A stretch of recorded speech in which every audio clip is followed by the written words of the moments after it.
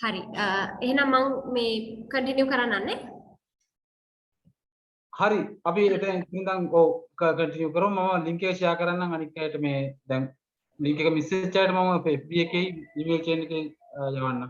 හරි දර්ශන හරි thank you. එතකොට දැන් මම කී හිටියේ අර වචන භාවිතය පිළිබඳව මම නමුත් පුරවැසියා කියන වචනේ භාවිතා කරනවා. ඒකේ වචනාර්ථයෙන් නෙමෙයි ඒ කියන්නේ මේ ඒකට එකතු වෙලා ගැබ් වෙලා තියෙන අර දේශපාලන අදහස වචනේ පුරවැසියා උනාට ඇත්තටම මේ විශේෂම ප්‍රංශ විප්ලවයෙන් පස්සේ පුරවැසියා කියන වචනේ සිටිසන් කියන වචනේ භාවිතා වෙනවා මේ සමානාත්මතාවය කියන ඒ කෝණයෙන්. ඉතින් ඒ නිසා මම අර පුරවැසියා කියන වචනේ භාවිතා කරනවා කියන එක මම කියන්න කැමතියි. එතකොට දැන් අර අපි බලපු ඔක්කොම මේ ඓතිහාසික විකාශනයන් එක තියෙන මේ ඒ විකාශනයන් ඇතුලේ අපි පුරවැසිභාවය දකිද්දී අතරම ප්‍රධාන වශයෙන් මානයන් දෙකක් තියෙන අපිට තේරුම් ගන්න පුළුවන් පුරවැසිභාවය. එක මානයක් තමයි මම දැන් මේ මානයන් දෙක තමයි මගේ පරිශ්‍රණයේ මම ටිකක් අර මේ සිග්නිෆිකන්ට් විදියට යොදා ගන්න මානයන් දෙක. ඒක නිසා තමයි මම මේ මානයන් දෙක මේ විදියට කියන්නේ. එක පැත්තකින් ඒකේ පුරවැසිභාවයේ තියෙන ප්‍රජාමූලවාදී මානය මම මේ වචනේ ගන්න මේ ප්‍රොෆෙසර් ගන්ගොඩගෙන්. අනිත් මානය තමයි උපයෝගිතා කියන මානය. කියන්නේ ඉන්ස්ට්‍රුමන්ටල් කියන මානය. ඒතර මේ මානයන් දෙක අර මම ගන්න ඇත්තටම මේකේ තියෙනවා මේ ඩිබේට්ස් තියෙනවා මේ සිටිසන්ෂිප් ඩිබේට්ස් තියෙනවා. ඒකේව න්‍යායාත්මක විවාද. එතකොට මේ විවාද තමයි මේ පල්ලෙහි ඉඳලා තියෙන මේ වගේ ගණනාවක් තියෙනවා. ඒත් ඒවා ගොඩක් වෙලාවට මේ පුරවැසිභාවයේ තියෙන ප්‍රධාන ලක්ෂණ දෙකක්. එක පැත්තකින් එත්නෝ නැෂනලිසම්, කමියුනිටේරියන් වගේ වචන වලින් සඳහන් වෙන මේ ප්‍රජාමූලවාදී අදහස. ඒ කියන්නේ සිටිසන් කෙනෙක් වෙනවා කියලා කියන්නේ යම්කිසි ජන සමාජයක් කෙරෙහි තිබෙන සාමූහික බැඳීම කියන එක. right ඒ කියන්නේ ජන සමාජයේ ඉන්න අනිකුත් ජනයා සමග අපි ගොඩක් දේවල් ෂෙයා කරනවා, සංස්කෘතිය, ඓතිහාසික සමානාත්මතාවයන් තියෙනවා. එතකොට අනිකුත් සමාජිකයන් අපේම සමාජිකයන් විදිහට අපිට මේ දැනෙනවා අයත්භාවය, පක්ෂපාතීත්වය සහ පොදු අනාගතය පිළිබඳව අපිට තියෙන පොදු අදහස් වගේ මේවට අපිට කියන්න පුළුවන් අර කමියුනිටේරියන් අදහස් කියලා. ඒතර මේක ඇත්තටම අර ප්‍රංශ විප්ලවයෙන් පස්සේ සහ නූතන රාජ්‍යයේ අර ජාතික නේෂන් සහ ස්ටේට් කියන දෙක ඕවර්ලැප් වීමක් හැටියට ඕවර්ලැප් වුණාම ඒක දිහා බලන විදිහක් විදියට හඳුනා ගන්න පුළුවන්.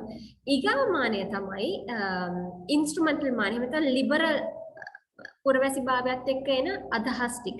ඒ කියන්නේ පුරවැසිභාවය කියන්නේ අතර මේක නෛතික මෙවලමක්, සාමූහික බැඳීමක් වගේම අනිත් පැත්තෙන් ඊට වැඩිය ඒක ලිබරල් සිටිසන්ෂිප් එකේ කතා කරන මේ අර මේ කොන්ට්‍රැක්ට් එක, කොන්ට්‍රැක්චුවල් නේචර් එක කියන්නේ ගිවිසුමක් විදිහට තනි පුද්ගලයෙක් රාජ්‍යයත් එක්ක තිබෙන දේශපාලනික බැඳීම එක ගිවිසුමක් කියන එක. ඒතර ඒක විසින් යෝජනා කරන යම්කිසි විදිහක තනි පුද්ගල සම්බන්ධතාවයක් පුරවැසිකම කියලා කියන්නේ තනි පුද්ගලයෙක්ට රාජ්‍යයක් සමග යම්කිසි විදිහක තනි පුද්ගල සම්බන්ධතාවයක් පවත්විය හැකි මෙවලමක් කියන අදහස. ඒකට අයිතීන් වරප්‍රසාද අපි දැන් අර සිවිල් ලිබරල් සිටිසන්ෂිප් එකේ කතා කරන සිවිල් අයිතිවාසිකම්, දේශපාලන අයිතිවාසිකම්, ආර්ථික අයිතිවාසිකම් කියන මෙන්න මේ සමාජ අයිතිවාසිකම්, සෝෂල් රයිට්ස් මෙන්න මේ වගේ කියන දේවල් ටික. එතකොට මෙන්න මේ මානයන් දෙක අතරම න්‍යායාත්මකව බැලුවොත් එකකට එකක් ප්‍රතිවිරුද්ධ බයිනරි විදියට තමයි මේ ගොඩක් වෙලාවට දකින්නේ. හැබැයි ඒක ඒ විදිහට දකින්න පුළුවන්ද කියන එක මම මගේ පරීක්ෂණයේදී ප්‍රොබ්ලමටයිස් කරනවා. කෙසේ නමුත් මේ මානයන් දෙක මට වැදගත් මගේ පරීක්ෂණයේදී.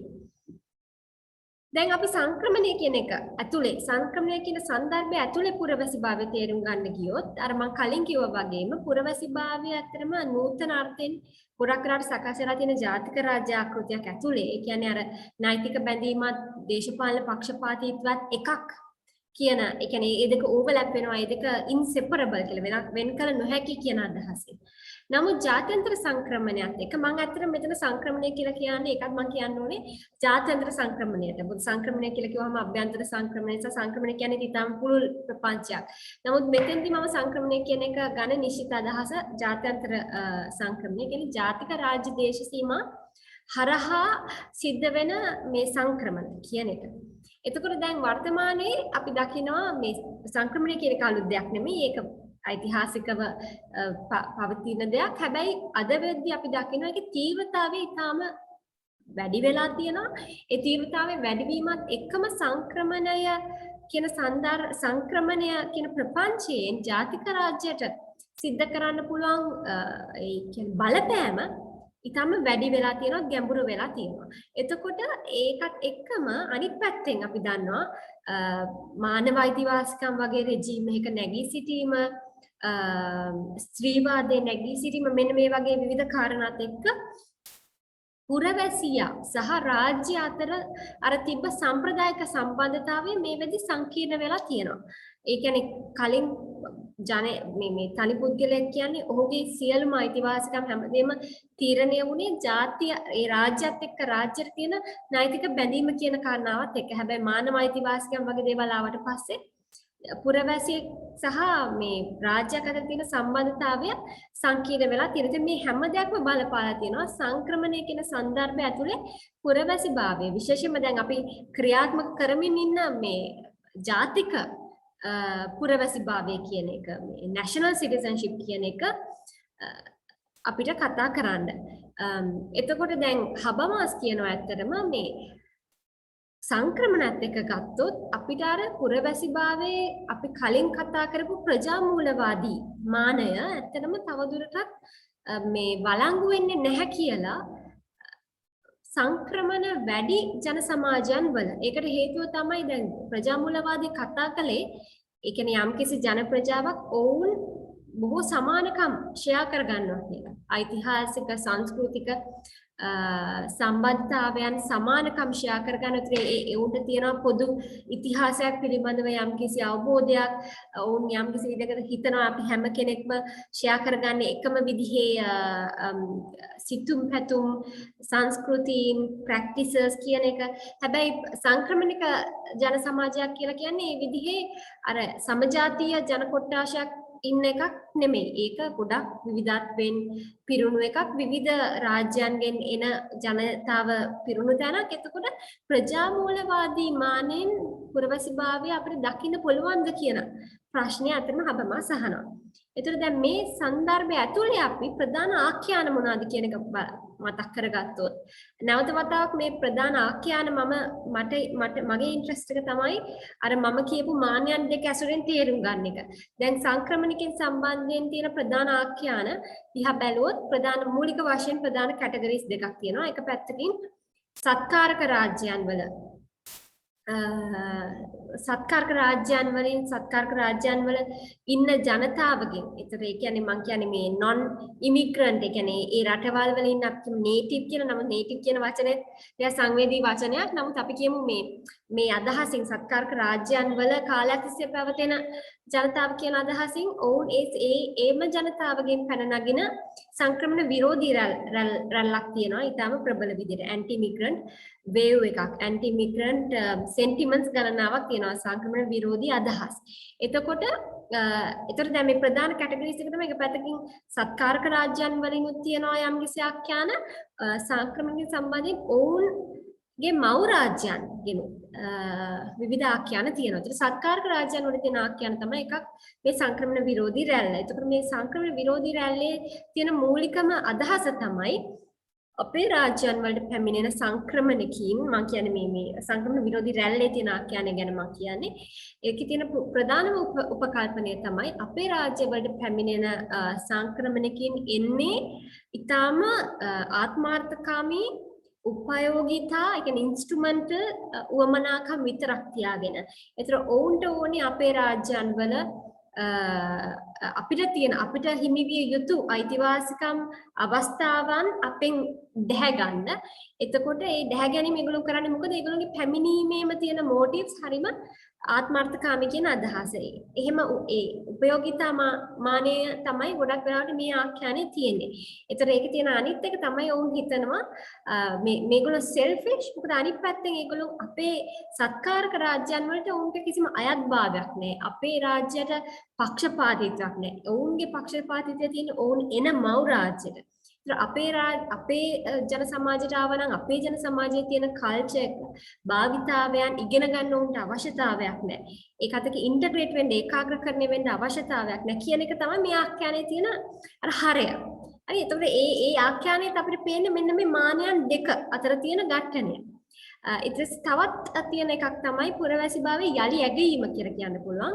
revaluation of citizenship කියන ආඛ්‍යානය. ඒක ඇත්තටම ආඛ්‍යානයක් ඒ කියන්නේ සංක්‍රමණ විරෝධී රැල්ලට එන එක්තරා විදිහක ප්‍රතිපත්තිමය රෙස්පොන්ස් එකක් කියලා කියන්න පුළුවන්. ප්‍රතිපත්තිමය මේ පිළිතුරු දීමක් කියලා කියන්න පුළුවන්. ගොඩක් බටහිර රාජ්‍යයන් වල අපි දකිනවා පුරවැසිභාවය සංක්‍රමණිකයින්ට ගිහිලා පුරවැසිභාවය ලබා ගැනීම කියන process එක ක්‍රියාවලිය එන්න restrict කරනවා එන්න අමාරු කරනවා. ඒතර ඒකට පිටිපස්සෙන් තියෙන මේ උපකල්පනේ අර සංක්‍රමණ විරෝධී රැල්ලේදී කතා වෙච්ච මේ ඉමිග්‍රන්ට්ස්ලාට විශේෂයෙන්ම ග්ලෝබල් සවුත් එකේ මේ ගෝලීය දකුණේ ඉඳන් ගෝලීය උතුරට එන සංක්‍රමණිකයන් එන්නේ අපිට ආදරයට නෙමෙයි ඕන්ට තියෙනවා යම් කිසි මේ ආත්මార్థකාමී මොටිවේෂන්ස් ටිකක්. ඒතර ඔවුන් ඇවිල්ලා අපේ රටේ පුරවැසිභාවය ලබා ගන්න නම් ඒගොල්ලෝ අපිට ඔප්පු කරලා පෙන්වන්න ඕනේ අපේ රාජ්‍යයට ඒගොල්ලන්ට ඉන්ටග්‍රේට් වෙන්න පුළුවන් කියන එක. ඒතර සිටිසන්ෂිප් කියන එක මේ ගොඩක් බටහිර රාජ්‍යයන් වල ඔවුන් ප්‍රතිපත්තිමය විදිහට ප්ලේස් කරනවා. අර සංක්‍රමණිකයන් Tamanගේ සත්කාරක රාජ්‍යයට ඇවිල්ලා ඊටාම විශාල කාලයක් ඒ රාජ්‍යයේ හිඳමින් ඒ රාජ්‍යයේ යම්කිසි ආර්ථික ක්‍රියාකාරකම් වලට ඇතුළත් වෙමින් ඒ රාජ්‍යයේ ඒකාග්‍රකරණයට කියන්නේ භාෂාව පුළුවන් වෙන්න ඕනේ. ඒ වගේ නීති ගණනාවක් දාලා සිටිසන්ෂිප් ටෙස්ට් තියනවා සමහර රාජ්‍යයන් වල. සිටිසන්ෂිප් ටෙස්ට් වල අහනවා ඒ රටේ ඉතිහාසය ගැන ප්‍රශ්න. ඒතර ඒ දැනුම ඒ රටේ ඉතිහාසය පිළිබඳ දන්නවද, සංස්කෘතිය පිළිබඳ දන්නවද, භාෂාව පිළිබඳ ප්‍රමාණාත්මක අදහසක් තියනවද, මේ ඔක්කොම ටික බලලා තමයි සිටිසන්ෂිප් එක කියන එක මේ ලබා දෙන්නේ කියන එක. ඒ කියන්නේ අර ඒ අමාරු ජර්නි එකේ කවුරු සමහර රටවල් වල අවුරුදු 10ක් වෙන්න පුළුවන්, 20ක් වෙන්න පුළුවන්, 25ක් වෙන්න පුළුවන්. අර නැචරලයිසේෂන් මං කියපු එක. ඒ කියන්නේ සංක්‍රමණිකයෙක්ට කොහොමද පුරවැසිභාවය ලබා ගන්න ඕනේ කියන එක. ඒ ජර්නි එක තවත් අමාරු කරලා කියන්නේ මේ සංක්‍රමණිකයන්ට ඔප්පු කරන්න වෙනවා. ඕන්ට මේ පුරවැසිභාවය වටිනවා කියන එක ලබා ගන්න. ඒතර මේ වටින දේ ලබා ගන්න ක්‍රියාවලිය තමයි ප්‍රතිපත්තිමය වශයෙන් ඒගොල්ලෝ තවදුරටත් අමාරු කරන්නේ. ඒතර අනිත් පැත්තේ මව් රාජ්‍යයන්ගෙනුත් තියෙනවා මේ විදිහම ආඛ්‍යාන. දැන් මව් රාජ්‍යයන් වල සම්ප්‍රදායිකව තියෙන ආඛ්‍යානයක් තමයි අපේ රටවල් වලින් කවුරු හරි යනවා නම් ඒ යන්නේ අපේ රටට පක්ෂපාතීත්වයක් නැතිකම නිසා. ඒතර මෙතෙන්දි තියන්නේ අර මානයන් දෙකෙන් එකක් ප්‍රජාමූලවාදී මානයෙන් තමයි ඒ සංක්‍රමණිකයන්ගේ යාම අපි බලන්නේ. ඔවුන් යනවා නම් ඕනෑම හේතුවක් මත ගියත් කුමන හේතුවක් මත ගියත් ඔවුන්ව බලන්නේ අර අදහසින්. කියන්නේ ටිකක් අර සැක සහිත අදහසින් පක්ෂපාතීත්වය පිළිබඳව ලොයල්ටි එක ගැන තියෙන සැකෙන් තමයි බලන්න. ඉතින් මේක සම්ප්‍රදායිකවම සෑම මව් රාජ්‍යකම වගේම ප්‍රවේශය තමයි මේක. දැන් මේ වෙද්දී එක ටිකක් වෙනස් වෙලා තියෙනවා ඩුවල් සිටිසන්ෂිප් ද්විත්ව පුරවැසිකම ලබා දීමත් එක්ක මේ මල්ටිපල් ලොයල්ටිස් බහුවිධ පක්ෂපාතීත්වයන් තිබිය හැකි කියන එක රාජ්‍යයන් පිළිගන්නවා. නමුත් මේ ආඛ්‍යානය තම ප්‍රබල ආඛ්‍යානයක්. දැන් අපේ රටේ වුණත් මේ වෙද්දී රටින් පිට වෙලා යන ජනයා සහ රටින් පිට වෙලා ගියපු ජනයා පිළිබඳව බලන එක්තරා විදිහක මේ ආඛ්‍යානයක් ප්‍රබල ආඛ්‍යානයක් තමයි මේක. ඔයගොල්ලෝ ගියා නම් ඒ කියන්නේ ආඛ්‍යාන අදහස් වෙන්නේ ඔයගොල්ලන්ට මේ රට ගැන මුකුත් අදහස් පළ කරන්න හැකියාවක් නැහැ. මොකද ඔයගොල්ලෝ පක්ෂපාතීත්වයක් නැහැ මේ රට ගැන කියන එක. ඒතර මගේ ඉන්ට්‍රස්ට් එක තියෙන දැන් සංක්‍රමණිකයන් ගැන අපිට විවිධ ස්ටෑන්ඩ් පොයින්ට්ස් වල හිටගෙන බලන්න පුළුවන්. මගේ මේ උනන්දුව තියෙන අතරම මෙන්න මේ මානයන් දෙක කියන්නේ පුරවැසි මානයන් කියලා තැන හිටගෙන මේක දිහා බලන එක. ඒ වගේම අනිත් ආඛ්‍යානය තමයි මේ සමහර මේක ටිකක් අර අලුත් ප්‍රවණතාවයක්. රටින් පිටත් වෙලා යන සංක්‍රමණිකයන් මේ රට විරුවන් විදිහට රට විරුවන් කියන වචනේ නම් මම මේ ගන්න නිකන් මේ නූතන අපි භාවිත කරන වචනයක් හැටියට. නමුත් දැන් ගොඩක් රටවල් ඉන්දියාව තුර්කිය වගේ රටවල් තුර්කියේ තියෙන ලොකු තුර්කි පොපියුලේෂන් එකක් රටින් පිට ඉන්න. එතකොට තුර්කිය හඳුන්වන්නේ මේ අපේ රටින් එළියේ සිටින අපේ රටේ අර ෆ්‍රන්ට් ලයින් එක තමයි අපි ඉමිග්‍රන්ට්ස්ලා කියලා. ඒ කියන්නේ ඔවුන්ව යම්කිසි විදිහට අගය කිරීමක් කරනවා. ඔවුන්ගේ රටින් පිටත ඉඳීම නිසා ඔවුන්ට තිබෙන අවස්ථාවන් කොහොමද මේ සංක්‍රමණිකයන්ට අපේ රටේ ඔවුන්ගේ මව් රාජ්‍යයේ සුබ සිද්ධිය සඳහා යොදා ගන්න පුළුවන් වෙන්නේ කියන එක. ඉතින් මේ වගේ ප්‍රධාන ආඛ්‍යාන ගණනාවක් තියෙනවා. මේ ඊටම මේ සුළු ප්‍රමාණයක් නමුත් ආඛ්‍යාන ගණනාවක් තියෙනවා. මේ හැම ආඛ්‍යානයකම වගේ මෙන්න මේ මානයන් දෙක ගැන මේ යම්කිසි අදහස් තියෙනවා කියලා අතරම මට හිතෙනවා. හරි දැන් මගේ පරීක්ෂණයට මම ඊටම කෙටි හඳුන්වා දීමක් කරන්නම්. මගේ පරීක්ෂණය ඇත්තටම මගේ ඉන්ට්‍රස්ට් එක වෙන්නේ මගේ උනන්දුව වෙන්නේ සංක්‍රමණය කියන ප්‍රපංචය ඇතුලේ සංක්‍රමණිකයි පුරවැසි භාවය දකින්නේ කොහොමද කියන එක අධ්‍යයනය කරන්න. දැන් මෙච්චර කල් අපි බැලුවාම මොනවද සංක්‍රමණිකයින් පුරවැසි භාවය කියලා කියන්නේ සංක්‍රමණිකයින්ට පුරවැසි භාවය කියලා සත්කාරක රාජ්‍යයේ හරි මව් රාජ්‍යයෙන් හරි ඔවුන්ට ලබා දිය යුතු අයිතිවාසිකම් මොනවාද පුරවැසි භාවය ලබා දෙන ඒගොල්ලන්ට කවද්ද කොයි විදිහටද මොනවාද ඒගොල්ලෝ මේ සපුරාන ඕන සුදුසුකම් මේ වගේ කියන හැම දෙයක්ම වගේ තීරණය කරන්න යත්තනම ඒ ජාතික රාජ්‍ය ආකෘතිය දැන් අපි සත්කාරක රාජ්‍යයක ඒ රාජ්‍යයේ ඉන්න ජනයා සහ ප්‍රතිපත්ති සම්පාදකයන් තමයි සංක්‍රමණිකයින්ට පුරවැසි භාවය ලබා දෙනවද නැද්ද පුරවැසි භාවය ලබා දුන්නොත් ඔවුන් කොහොම හැසිරෙයිද පුරවැසි භාවය ලබා ගන්න මොනවද සුදුසුකම් මේ ටික ඔක්කොම තීරණය කරන්නේ.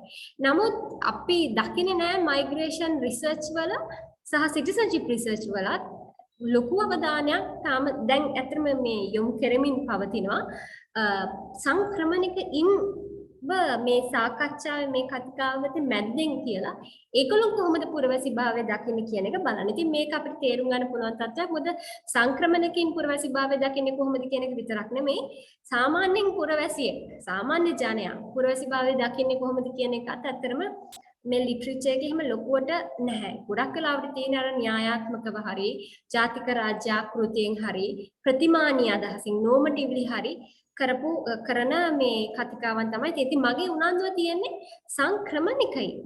දැන් අපි මේ ඔක්කොම කතා කරන පුරවැසි භාවය සම්බන්ධයෙන් සංක්‍රමණිකින් කොහොමද ඒක දකින්නේ කියන එක ඔවුන්ගේ දෘෂ්ටි කෝණයෙන් බලන එක තමයි මගේ නිශ්චිත උනන්දුව. ඒතර මගේ පරීක්ෂණයේදී මම අතන ශ්‍රී ලාංකික සංක්‍රමණිකින් තමයි මගේ කේස් ස්ටඩි එක විදිහට ගත්තේ. ඒතර ශ්‍රී ලාංකික සංක්‍රමණිකයන් තමන්ගේ මව් රාජ්‍යයේත් ඒ කියන්නේ ලංකාවෙත් ඒ වගේම සත්කාරක රාජ්‍යෙත් පුරවැසියෙක් බවට පත් වෙනවා කියලා ඔවුන් කියන්නේ ඔවුන්ට මොකක්ද?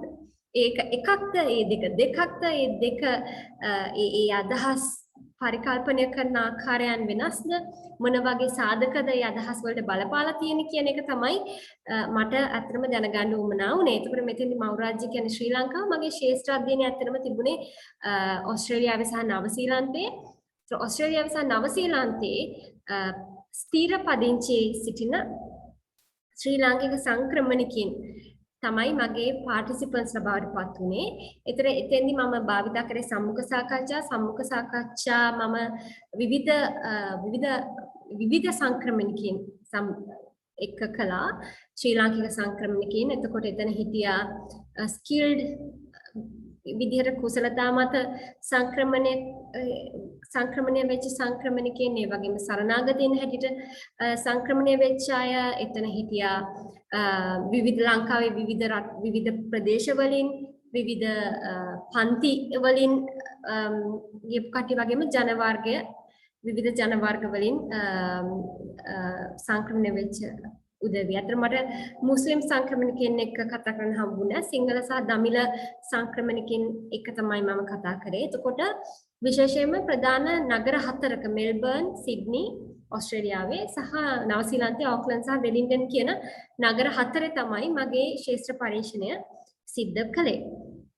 දැන්ට එතකොට අපි දන්නේ මොනවද? දැනට අපි දන්න දේවල් ටික තමයි සංක්‍රමණකින්ට ඕනෑම දෙයක් සම්බන්ධයෙන් පුරවැසි භාවය සම්බන්ධයෙන් පමණක් නෙවෙයි ඕනෑම දෙයක් සම්බන්ධයෙන් ඔවුන්ගේ අදහස් සහ ඔවුන්ගේ ක්‍රියාකාරීත්වය හැසිරීම ඇතරම ඔවුන් හැසිරෙන්නේ සංක්‍රාන්ත දේශ සීමා අවකාශයක කියන එක. එතකොට මගේ එක ආස්ථානයක් තමයි මේ සංක්‍රමණිකින් ඇතරම ඔපරේට් වෙන්නේ සංක්‍රමණිකින් හැසිරෙන්නේ සංක්‍රාන්ත දේශ සීමා අවකාශයක කියන එක. ඒ කියන්නේ ඔවුන් අර මේ භෞතිකව පදිංචි වෙලා ඉන්නේ එක භූමියක වෙන්න පුළුවන්. හැබැයි ඔවුන්ගේ දේශපාලන ක්‍රියාකාරීත්වය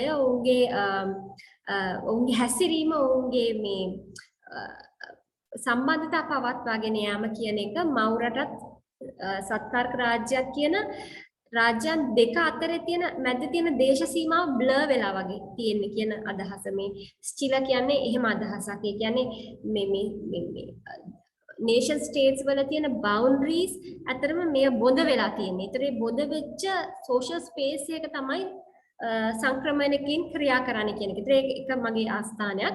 අනිත් පැත්තෙන් දැනට අපි දන්න දේ තමයි අර කියපු මානයන් දෙක. පුරවැසි භාවය ගැන කතා කරද්දී පුරවැසි අදහස් ගැන කතා කරද්දී ඒතර මේ මානයන් දෙක මම ප්‍රයෝජනයට ගන්නවා. තවත් මම ප්‍රයෝජනයට ගන්න මේ න්‍යායක් තමයි ප්‍රතිවර්තතා ප්‍රවණතාවය reversibility theory කියලා.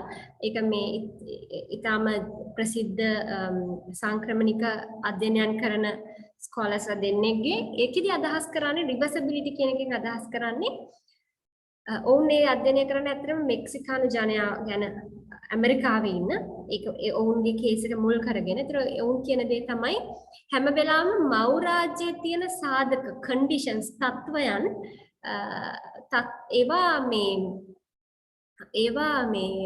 ඒවායේ ගුණාත්මක භාවය අඩුයි නම් නමුත් ඒ කියන සාධකයන් වල ගුණාත්මක භාවය තමන්ගේ සත්කාරක රාජ්‍යයේ වැඩි නම් එතකොට තමන්ගේ මව් රාජ්‍ය ගැන හිතන සිතුවිලි වලට වැඩි සත්කාරක රාජ්‍ය පිළිබඳව යම්කිසි සාධනීය අදහස් සංක්‍රමණකින් තුලින් තිබෙනවා කියලා. ඒ කියන්නේ තමන්ගේ උදාහරණයක් විදිහට තමන්ගේ රටේ තියෙන ආර්ථික තත්ත්වයන් ඊටාම දුර්වලයි. හැබැයි තමන්ගේ ඉන්කම් එක හරි තමන්ට තියෙන මේ රැකියාව හරි මේ වගේ දේවල් වලින් තමන්ට ලැබෙන ආදායම ඉතාම අඩුයි. නමුත් සත්කාරක රාජ්‍යයේ ඒ සාධක ඊට වැඩි ගුණාත්මක භාවයෙන් ඉහළයි නම් ඒතර සත්කාරක රාජ්‍ය සම්බන්ධයෙන් සාධනීය අදහස් තියනවා කියලා මෙහෙම රිවර්සිබිලිටි එකක් ප්‍රතිවර්තතා ප්‍රවණතාවයක් තියනවා කියන එක තමයි ඕන් කියන්නේ. ඊට පස්සේ තවත් අපි දන්න දෙයක් තමයි අපි දන්නවා කියන මම අදහස් කරන්නේ ලිටරේචර් වල තියෙන දේවල් තමයි සත්කාරක රාජ්‍ය පුරවැසිකම පිළිබඳව අදහස් සකස් වෙන්නේ සත්කාරක රාජ්‍යයේ තිබෙන සාධක මත කියන අදහස. එතකොට සත්කාරක රාජ්‍යයට පුළුවන් නම් ඊටාම ඉහළ තත්වයන් ලබා දෙන්න ඒවා ආර්ථික තත්වයන් දේශපාලනික තත්වයන් සමාජීය තත්වයන් වෙන්න පුළුවන් එහෙම දේවල් ලබා දෙන්න. එහෙම වුණොත් සංක්‍රමණිකේට ඒ රාජ්‍ය පුරවැසියෙක් වීම කියන සාධක සම්බන්ධයෙන් ඊටාම සාධනීය අදහස් තියෙනවා කියන එක. ඒතකොට ප්‍රතිවර්තිතා ප්‍රවණතාවයේදී ඒක මම ගොඩක් කැමතියි. මොකද ඒකේ මේ මව් රාජ්‍යත් සත්කාරක රාජ්‍යත් කියන දෙක අතරම සම්බන්ධතාවය ගැන බලන නිසා සත්කාරක රාජ්‍යයේ පුරවැසිකම ගැන බලන්න උනත් ඒ කියන්නේ මව් භූමිය මව් රටත් එක්ක තමන්ගේ සම්බන්ධතාව බලන්න ඕනි කියන අදහස එතනින් තියෙන නිසා. ඒතර දැන් මගේ පරීක්ෂණයේ මූලික වශයෙන් මගේ සොයා ගැනීම ටික තමයි දැන් මම ඔබත් එක්ක මේ බෙදා ගන්න යන්නේ. ඒතර දැන් මගේ පරීක්ෂණයේදී අර මම කලින් කිව්වා වගේ මේ මානයන් දෙක ගැන තමයි මගේ වැඩි ඉන්ට්‍රෙස්ට් එක තියෙන්නේ. කොහොමද අර කියපු නගර හතරේ ඉන්න ශ්‍රී ලාංකික සංක්‍රමණිකින් තමන්ගේ ශ්‍රී ලාංකික පුරවැසියෙක් වීම සහ ඕස්ට්‍රේලියානු හෝ නවසීලන්ත පුරවැසියෙක් වීම කියන එක උන් දකින්නේ කොහොමද කියන එක තමයි මගේ මූලික ප්‍රශ්නය අතරම. එතකොට දැන් මම සමුහ සාකච්ඡා ටික ඉවර කළා ඊට පස්සේ ඒ සාකච්ඡාවන් දිහා බැලුවාම මූලික වශයෙන් මම දැකපු දේ තමයි ඒ බොහෝ සමුහ සාකච්ඡාවලදී කියවිච්ච දෙයක් තමයි උපයෝගිතා මානය. දැන් උපයෝගිතා මානය කියන වචනේ කියුන්නේ නැහැ. නමුත් ඒ ඩේටා වල තිබ්බ දේ තමයි මේ පුරවැසි භාවය සම්බන්ධයෙන් තියෙන උපයෝගිතා මානය. ඒ කියන්නේ අර යුටිලිටේරියන් අදහස. අර අපි කලින් කියපු ඉන්ස්ට්‍රුමන්ටල් අදහස. ඒ කියන්නේ මේ පුරවැසි භාවය කියන එක මෙවලමක් විදිහට කොයිතරම් ප්‍රයෝජනවත්ද කියන අදහසින් බැලුවාම හැම කෙනෙක්ම වගේ සත්කාරක රාජ්‍ය පුරවැසි භාවයේ සාධනීයව ඔවුන් දකිනවා. ඒත් එක්කම ඊට සාපේක්ෂව මව් රාජ්‍ය පුරවැසිභාවයේ තියෙන උපයෝගීතාත්මක හැකියාව නිෂේධනීයව දකිනවා. ඒතර සත්කාරක රාජ්‍යයේ ගොඩක් වෙලාවට පුරවැසිභාවයේ උපයෝගීතාව ඔවුන් දකින්නේ ඔවුන් ඒ රාජ්‍යයට පැමිණෙන්න තීරණය කරපු සංක්‍රමණ අරමුණුත් එක්ක සමගාමීව. අනිත් පැත්තේ මව් රාජ්‍යත් එහෙමයි. මව් රාජ්‍යත් ගොඩක් වෙලාවට නිෂේධනීයව බලන්නේ ඔවුන් පිටත් වෙන බලපාපු හේතුත් එක්ක. ඒ කියන්නේ දැන් සරලව කිව්වොත් කෙනෙක් කියන්න පුළුවන් දැන් මෙන්න මේ වගේ මේ තියෙන මේ කෝට්ස් ටිකක් ශිහාන් කියපු කතාවක් තමයි මේ ඔක්කොම සියුඩෝ නම් ශිහාන් කියපු වචනයක් කියපු දෙයක් තමයි මේ මම ඇත්තටම මේ ඕස්ට්‍රේලියාවේ මට පුරවැසියෙක් වෙන්න ඕනේ ඕස්ට්‍රේලියානු පාස්පෝර්ට් එක ලබා ගන්න. මොකද ශ්‍රී ලංකාවේ පාස්පෝර්ට් එකෙන් මට ගමන් කරන්න බෑ කියන අදහස. ඒ කියන්නේ ශ්‍රී ලාංකික දැන් පාස්පෝර්ට් එක ලැබෙන්නේ පුරවැසිභාවයත් එක්කනේ. ඒතොර පුරවැසිභාවයේ ඕස්ට්‍රේලියානු පුරවැසිභාවය ගන්නේ උට ඕස්ට්‍රේලියානු පාස්පෝර්ට් එක ලබා ගන්න අවශ්‍ය නිසා. ඒකට උට සත්කාරක රාජ්‍යයේ පුරවැසිභාවයේ තියෙන උපයෝගීතා මානය පිළිබඳව හොඳ සාධනීය අදහසක් තියෙනවා.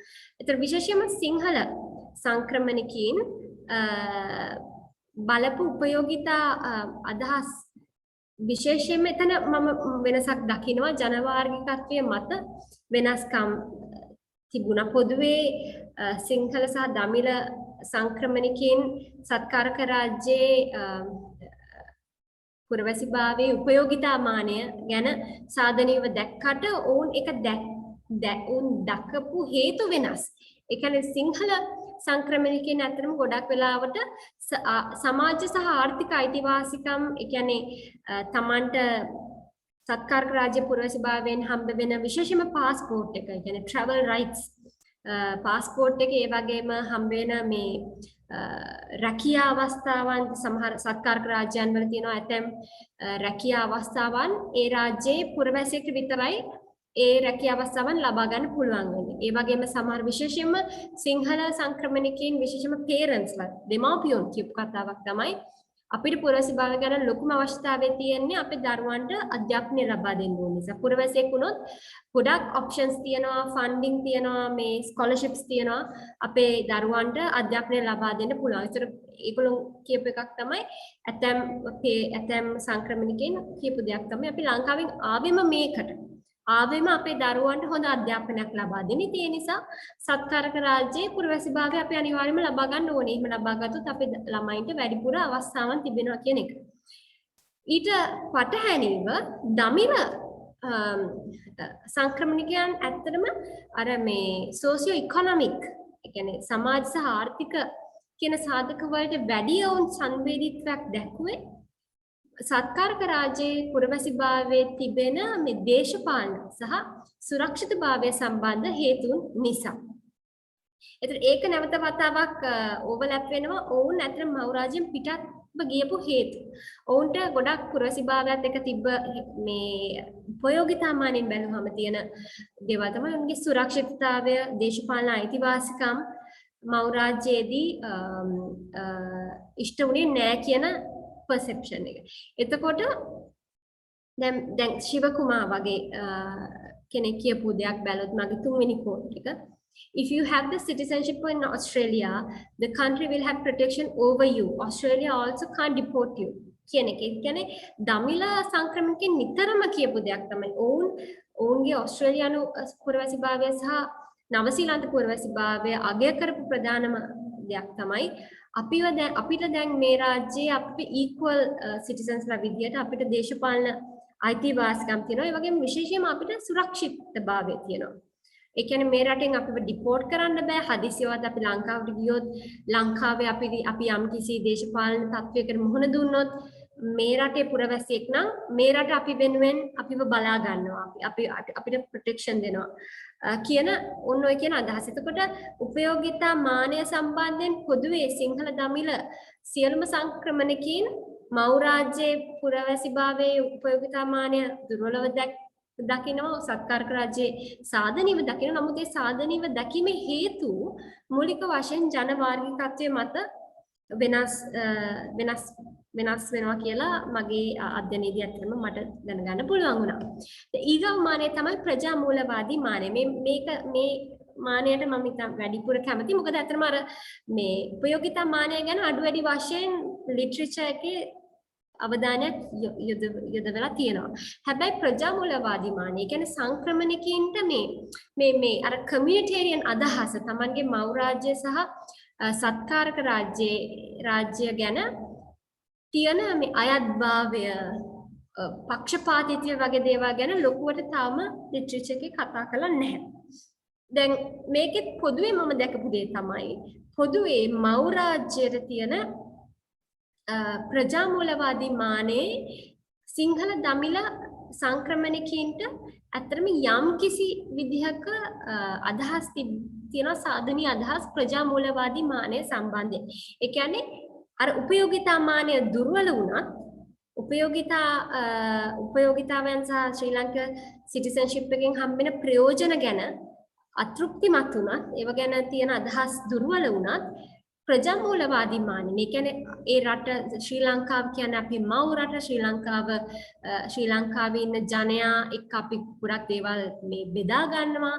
අපේ රූට්ස් තියෙන එතන. ඔන්න ඔය වගේ අදහස් ඇත්තටම සිංහල දමිළ සංක්‍රමණිකයන් දෙගොල්ලන්ගේ මතර තිබ්බා විවිධ ඩිග්‍රීස් වලින් විවිධ මේ ප්‍රමාණයන්ගේ. විශේෂයෙන්ම සිංහල සංක්‍රමණිකයන් දිහා බැලුවොත් ඔවුන් ඇත්තටම මේ බොහෝ දෙනෙක් මූලික වශයෙන් උන්ගේ අයත්භාවය sense of belonging කියන එක බලන්නේ එක් පැත්තකින් අර Taman පෞද්ගලිකව දන්න කට්ටිය පවුල මේ කියන දේවල් එකයි ලංකාවේ පුරවැසියෙක් වෙනවා කියන්නේ මොකද ලංකාවේ තමයි මගේ පවුල ඉන්නේ ලංකාවේ තමයි මගේ යාළු හිත මිත්‍රයින් ඉන්නේ ඔවුන් තමයි මගේ ඉතිහාසය දන්නේ ඔවුන් එක තමයි මම ගොඩක් දේවල් ෂෙයා කරන්නේ කියන මෙන්න මේ පෞද්ගලිකව දන්නා පිරිසක් කියන එකත් ඒ වගේම අනිත් පැත්තෙන් පෞද්ගලිකව නොදන්නා කියන්නේ මහා සමාජය සම්බන්ධෙනුත් යම්කිසි sense of belonging එකක් තියෙනවා. ඊට අමතරව පක්ෂපාතීත්වයකුත් ඕන් පෙන්නනවා දේශපාලන සමාජය කෙරෙහි. කියන්නේ පුළුල් අර්ථයෙන් දේශපාලන සමාජය කෙරෙහි යම්කිසි පක්ෂපාතීත්වයක් ඔවුන්ගේ අදහස් වලින් දුටුවා. දමිළ ජනතාව දමිළ සංක්‍රමණිකයන් ගේ මෙන්න මේ අයත්භාවය ඇත්තටම ඔපරේට් වෙන්නේ ගොඩක් වෙලාවට අර Taman දන්නා පිරිස Tamanගේ ජන සමාජය කියන්නේ දමිළ ජන සමාජය කියන ලෙවල් එකේ තමයි ඔවුන්ගේ අයත්භාවය කියන එක ඇත්තටම ක්‍රියාත්මක වෙන්නේ. දැන් මේ තියෙන කෝට්ස් ටිකක් දර්ශි කියපු දෙයක් තමයි. දර්ශි කියන්නේ මේ සිංහල සංක්‍රමණිකේ අය මෙන්න මෙහෙම කියනවා. If I walk in a street in Sri Lanka ලංකාවේ මොකක් හරි පාරක මං ගමන් කරොත් මට දැනෙනවා ඒ පාර යන අනිත් උදවියත් ඒගොල්ලෝව මම දන්නවා කියලා. නමුත් මම ඒගොල්ලෝව ඇත්තටම පර්සනලි දන්නේ නැහැ. නමුත් මට දැනෙනවා මම ඒගොල්ලෝව දන්නවා කියලා. මට තේරෙනවා ඒගොල්ලෝ අපි වගේම කවුරු හරි ශ්‍රී ලංකන්ස්ලා කියන මෙන්න මේ කියන්නේ මේ මහා සමාජයට තියෙන බැඳීම කියන එක. දැන් නමුත් සාරණ්‍යගේ එකක් බලොත් සාරණ්‍යගේ දමිළ සංක්‍රමණිකයෙක් විදිහට එක පැත්තකින් ඇයට තියෙන මහා සමාජය කෙරෙහි විශේෂයෙන්ම මේ බහුතර ජනයා පිළිබඳ සිංහල ජනයා පිළිබඳ යම්කිසි අප්‍රසාදයක්. එතකොට නමුත් අනිත් පැත්තෙන් තියෙනවා ලංකාවේ භූමිය තමන්ගේ ගෙදර තමන්ගේ ජන ප්‍රජාව කියන ඔවුන් පිළිබඳ අයත්භාවයක්. ඒතර මෙන්න මේ දෙකම එක වෙලාවෙ coexist වෙනවා දමිළ සංක්‍රමණිකයන්ගේ. දැන් සාරණ්‍ය කියපු දෙයක් තමයි එක් පැත්තකින් අය විතරක් නෙමෙයි අයව මං ගන්න representation එකක් විදියට. නමුත් මේ බොහෝ දමිළ සංක්‍රමණිකයන්ගේ මෙන්න මේ ලක්ෂණය තිබ්බා. ඒ කියන්නේ එක පැත්තකින් දේශපාලන සමාජයේ මහා සමාජයේ සම්බන්ධයෙන් ක්‍රිටික් එකක් තියෙනවා. හැබැයි ඒකෙන් සම්පූර්ණ වශයෙන්ම අපිට කියන්න බෑ ඔවුන්ට කිසිම අයත්භාවයක් නැහැ. ඔවුන්ට roots කියන එක ඒගොල්ලෝ කප්පාදු කරලා තියෙන ලංකාවත් එක්ක කියලා කියන්න බෑ. මොකද ඔවුන්ගේ අයත්භාවය වෙනත් තලයක ඔපරේට් වෙනවා කියන එක. දැන් මේක ඇත්තටම මේ ලංකාවේ දැන් මම සාකච්ඡා කරපු participants විවිධාකාරයේ කට්ටිය සරණාගතයින් ගත්තොත් සමහර පිරිස හිටියා ඇත්තටම යුද්ධයෙන් අවතන් වෙලා හරි එහෙම නැත්නම් මේ යුද්ධයට සම්බන්ධ සොල්දාදුවන් විදිහට ක්‍රියා කරපු දමිළ ජනයා.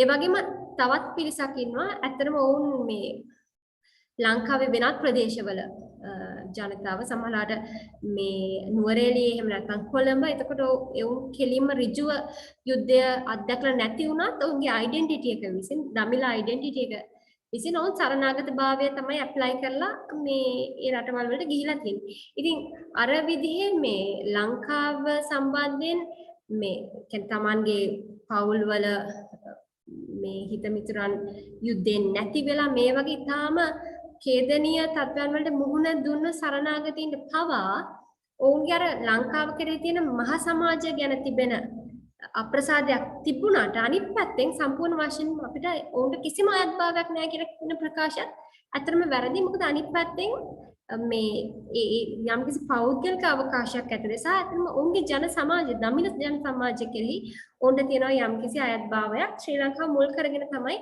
ඒක ඇති වෙලා තියෙන්නේ.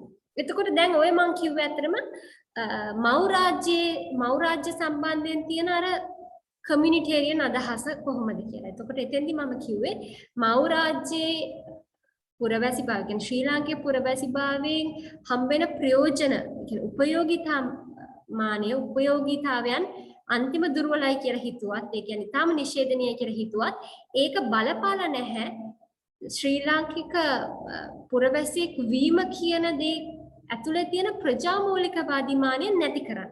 ඒ කියන්නේ ඊටාම නරක විදිහට ලංකාවේ සිටිසන්ෂිප් එකේ උපයෝගීතා මානය විවේචනය කරන පුද්ගලයෙක්ට උනත් පුළුවන් ප්‍රජාමූලවාදී අදහසින් නමුත් අපි එතෙන් මම ශ්‍රී ලාංකිකයෙක් මම එතෙන්ට අයත්භාවයක් මට දැනෙනවා වගේ කියන්නේ. හැබැයි අනිත් පැත්තට කියන්නේ මේ දෙක වෙන වෙනම හඳුන්වා දෙන්න සංක්‍රමණිකයින්ට හැකියාව මගේ පාටිසිපන්ට්ස්ට හැකියාව ලැබුණා. දැන් අපි සත්කාරක රාජ්‍යයේ බැලුවොත් මෙතන ඊටාම ලොකු වෙනසක් මම දකිනවා. සත්කාරක රාජ්‍යයේ සිටිසන්ෂිප් එක ගැන බලද්දී ඒකේ තියෙන ප්‍රජාමූලිකවාදී මානය බලද්දී උපයෝගීතා මානයත් ප්‍රජාමූලවාදී මානයත් අතර දැඩි සම්බන්ධතාවයක් තියෙනවා. ඒ කියන්නේ අර මව් රටේ පුරවැසිභාවය දකිද්දී මේ දෙක වෙන වෙනම කියන්නේ කිනිකාගෙන් වෙන් කරලා බලන්න පුළුවන් වුණා. ඒ කියන්නේ එකක් නිෂේධනීය වුණත් අනිත් මානයට ඒක බලපෑවේ නැහැ. හැබැයි සත්කාරක රාජ්‍යය කියන්නේ ඕස්ට්‍රේලියානු පුරවැසිභාවය හෝ නවසීලන්ත පුරවැසිභාවය ගැන බලද්දී ඇත්තටම ප්‍රජාමූලවාදී මානය නිර්මාණය වෙන්නේ, ඒ කියන්නේ බේස් වෙන්නේ පුරවැසිභාවයේ තියෙන ඒ පුරවැසිභාවයෙන් ලැබෙන උපයෝගීතාවයන් ගැන Tamanට තියෙන අදහසත් එක්ක. ඒ කියන්නේ අනිත් පැත්තට කිව්වොත් ඕස්ට්‍රේලියානු හෝ නවසීලන්ත පුරවැසිභාවය සම්බන්ධයෙන් ඒකේ තියෙන උපයෝගීතාවයන් හොඳයි කියලා කෙනෙක් හිතනවා නම් මගේ ස්ටඩි එකේදී පෙන්නපු දෙයක් තමයි එහෙමනම් ඒ කියන්නේ ලොකු හැකියාවක් තියෙනවා ඒ සාධනීය අදහස් මේ සිටිසන්ෂිප් එකෙන් මට හොඳ ආදායමක් ලැබෙනවා, හොඳ රැකියාවක් ලැබෙනවා, මගේ දරුවන්ට හොඳ අධ්‍යාපනයක් ලැබෙනවා, මට ආරක්ෂාව ලැබෙනවා, මට ප්‍රොටෙක්ෂන් එක ලැබෙනවා වගේ සාධනීය උපයෝගීතා අදහස් තියෙනවා නම් ඊටම ඉහළ ප්‍රවණතාවයක් තියෙනවා. ඊට පස්සේ ඒක ප්‍රජාමූලවාදී අදහසක් බවට පත් වෙන්න. ඒ කියන්නේ ගොඩක් වෙලාවට කෘතඥතා අදහසක්. ඒ කියන්නේ gratitude එකක්, ඒ sense of gratitude එකක්. තමන්ගේ සත්කාරක රාජ්‍ය සම්බන්ධයෙන් යම්කිසි කෘතඥතාවයක් ඇති වෙනවා. ඉතින් මේ කෘතඥතාවය කියන එක ඇත්තටම මම හඳුනා ගන්නවා ප්‍රජාමූලිකවාදී මානයේ තියෙන මූලික අදහසක් කියලා. කියන්නේ තින් කියන එක කියන්නේ මූලික අදහසක් කියන්නේ. ඊට පස්සේ ඒක තික් අදහසක් බවට පත් වෙනවා. ඒතර මේක උදාහරණයක් විදිහට දැන් අනුෂා කියපු දේ බැලුවොත්. අනුෂා කියපු දේ තමයි අනුෂාට ඉන්නවා දරුවෙක්. ඒ දරුවාට යම්කිසි අවශ්‍ය වෙලාවක අවශ්‍ය වෙච්ච medical treatments මේ ඇගේ ජීවත් වෙන රාජ්‍යෙන් ඇයට නොමිලේ ලැබෙනවා සිටිසන් කෙනෙක් වීම නිසා. ඒතකොට ඇය කියනවා දැන් ඒතර medical treatments කියන එක කෙනෙක්ට කියන්න පුළුවන් මේක උපයෝගිතා මානෙන් අපිට තේරුම් ගන්න පුළුවන් දෙයක්. මේ සිටිසන්ෂිප් එක තිබීම නිසා හම්බෙන වරප්‍රසාදයක් විදිහට තමයි මේක හම්බෙන්නේ. නමුත් මේ medical treatments ලැබීම විසින් ඇයට හැඟීමක් ඇති වෙලා තියෙනවා ඒ රාජ්‍ය සම්බන්ධයෙන් ලොකු කෘතඥතාපූර්වක හැඟීම් ඇය තුළ තියෙනවා. ඒ වගේම පෙරලා ඒ රාජ්‍යයට මම සහයෝගය දක්වන්න ඕනේ, මම දායකත්වය දක්වන්න ඕනේ කියලා ඇයට හිතෙනවා.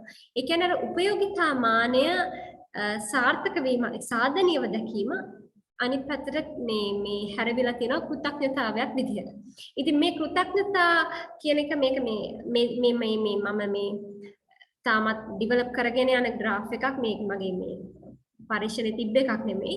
හැබැයි මේ සංක්‍රමණිකයන්ගේ පුරවැසි අදහස් සත්කාරක රාජ්‍ය සම්බන්ධයෙන් පුරවැසි අදහස් තේරුම් ගනිද්දී මම හිතන දෙයක් තමයි මේ ඉන්ස්ට්‍රුමන්ටලිසම් and ඒ කියන්නේ උපයෝගිතා මානය සහ ප්‍රජාමූලිකතා මානය කියන දෙක එකට එකක් වෙන් කරන්න බෑ කියන. ඇත්තටම ඒ වෙනුවට වෙන්නේ ඉන්ස්ට්‍රුමන්ටල් ඒ කියන්නේ උපයෝගිතා මානය පිළිබඳ සාධනීය හැඟීම් තියෙනවා නම් ඒ මත ඊගාවට ප්‍රජාමූලිකවාදී මානයක් ඒ කියන්නේ මේ අර මම කිව්වා වගේ කෘතඥතාපූර්වක හැඟීම් ඒකත් එක්ක එන පක්ෂපාතීත්වය මේ රටට අපි යමක් කරන්න ඕනේ කියලා එන අදහස මේ වගේ දේවල් ජනිත වෙනවා කියන එක. ඊට පස්සේ ඒකත් එක්ක තව සාධක ටිකක් එකතු වුණාම ඒ කියන්නේ සාධනීය උපයෝගිතා අදහස් තියෙනවා නම් ඊට පස්සේ කෘතඥතා අදහසුත් තියෙනවා නම් ඒකත් එක්කම කාලාන්තරයක් තිස්සේ මේ සත්කාරක රාජ්‍ය ජීවත් වෙනවා නම් ඒ සත්කාරක රාජ්‍යෙන් ලැබෙන රිසෙප්ෂන් එකත් හොඳයි නම් ඒ කියන්නේ ඔවුන්ව පිළිගැනීම කියන සාධකයක් එක්ක ඔය කියපු ප්‍රජාමූලිකතාවාදයේ තියෙන අර මූලික ගණේ තින් කියලා මම හඳුන්වපු එක තික් එකක් කියන්නේ ටිකක් ගැඹුරු ප්‍රජාමූලිකවාදී ප්‍රවේශයක් බවට පත් වෙන්න පුළුවන්. ඒකට යම්කිසි කාලයක් ගත වෙනවා කියන එක. එතකොට මේකෙන් අර අපි අර මුලින්ම කතා කරපු මේ ඇන්ටි ඉමිග්‍රන්ට් රෙටොරික් සංක්‍රමණ විරෝධී රැල්ල සත්කාරක රාජ්‍යයන් වලින් ආපු මේ ඒ රැල්ලේ තිබ්බ මූලිකම කතිකාවත තමයි මේ සංක්‍රමණිකයන් අපේ රාජ්‍යයන් වලට පැමිණෙන සංක්‍රමණිකයන් එන්නේ selfish motivations වලින් ඔවුන්ට තියෙන ඊටාම මේ ආත්මාර්ථකාමී හැඟීම් ඒක නිසා උන්ට කිසිම මේ වෙන පක්ෂපාතීත්වයක්වත් මේ රට කෙරෙහි මේ ජන සමාජය කෙරෙහි මේ ජන සමාජයේ ඉන්න ජනයා කෙරෙහි ආදරයක් ඇල්මක් බැඳීමක් කිසිම දෙයක් නැහැ කියන අර ඒ ඊටාම ප්‍රබල ආඛ්‍යානය ඇත්තටම අපිට ටිකක් ඒක වළංගු වෙදි කියලා අපිට හිතන්න වෙනවා. මොකද ඇත්තටම සංක්‍රමණිකයන්ගේ කෝණයෙන් බැලුවොත් වෙන්නේ ඒක ක්‍රියාත්මක වෙන්නේ වෙනත් ආකාරයකට.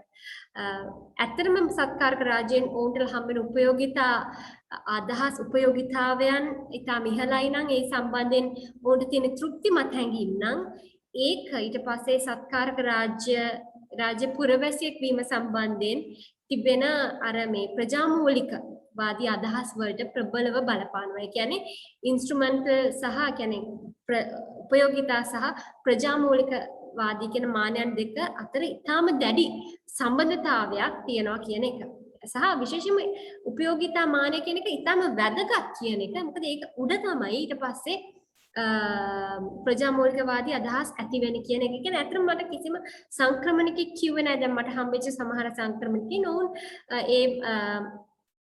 ඒ සත්කාරක රාජ්‍යයෙන් හම්බ වෙන උපයෝගිතා අදහස් පිළිබඳව ඔවුන්ට එහෙම තෘප්තිමත් භාවයක් නැහැ. ඉතින් එහෙම තෘප්තිමත් භාවයක් නැති කිසිම කෙනෙක් අතරම සඳහන් කරේ නැහැ ඔවුන්ට ඒ රාජ්‍ය සම්බන්ධයෙන් ප්‍රජාමූලික හැඟීම්. ඒ කියන්නේ ඒ රාජ්‍යයට Taman අයත් භාවයක් දැනෙනවා. ඒ රාජ්‍යත් එක්ක ගොඩනගාගත් මතකයන් තියෙනවා. මේ වගේ දේවල් කිව්වේ නැහැ. ඒ කියන්නේ ගොඩක් වෙලාවට අර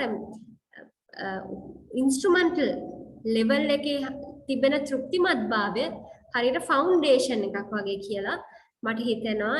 මොකද එතනින් උඩට තමයි කමියුනිටේරියන් අදහස් ටික පෙට්‍රියොටික් අදහස් ටික ගොඩ නැගෙන්නේ කියලා. නමුත් මේ විදිහට නෙමෙයි ඔවුන්ගේ පුරවැසි අදහස් මව් රාජ්‍ය සම්බන්ධයෙන් නැති උනේ. මව් රාජ්‍යයේදී අර මම කලින් කිව්වා වගේ මව් රාජ්‍ය සම්බන්ධයෙන් ප්‍රවේශය මීට වැඩිය වෙනස්.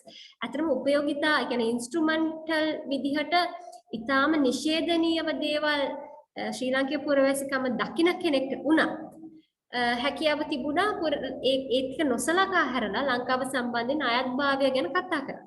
හැබැයි ඔවුන් සත්කාරක රාජ්‍යයේ පුරවැසිභාවය ගැන කතා කරද්දී ඔවුන් මේ දෙක අතර ඊටම දැඩි සම්බන්ධතාවයක් තියෙනවා කියන එක තමයි මගේ ඇත්තටම මේ පරීක්ෂණයෙන් පේන්න තිබ්බේ. ඒතර තව ස්ලයිඩ්ස් දෙක තුනක් තියෙනවා. නමුත් මම හිතනවා මම එතනින් නවත්තන්නම් කියලා අපිට මම හිතන්නේ දර්ශන ප්‍රශ්න ඔව් ඒක තමයි අපිට මම හිතන්නේ දැන් තමයි ඉන්බොක්ස් එකේ ප්‍රශ්නයක් ඇවිල්ලා තියෙනවා මම හිතන්නේ මම කැමති වඩා කැමති අපි මේ ඉන්බොක්ස් එකේ අහනට වඩා කෙලින්ම ප්‍රශ්නේම මයික් එක ඔන් කරලා අහන්න පුළුවන් නම් ඔබතුමා උපාලි අමරසිංහ උපාලි අමරසිංහ මහත්මයා මම හිතන්නේ ප්‍රශ්නයකට වඩා කමෙන්ට් එකක් තමයි එතුමා ලබා දීලා තියෙන්නේ. අහන ප්‍රශ්න this is something you are finding as part of your research. ඔබතුමා මේ ප්‍රශ්නේ අහනවද නැත්නම් අපිට ඔබ මේ පවිත්‍ර ඔබට කියවගෙන ඒකට උත්තර දෙන්න පුළුවන්ද කොහොමද?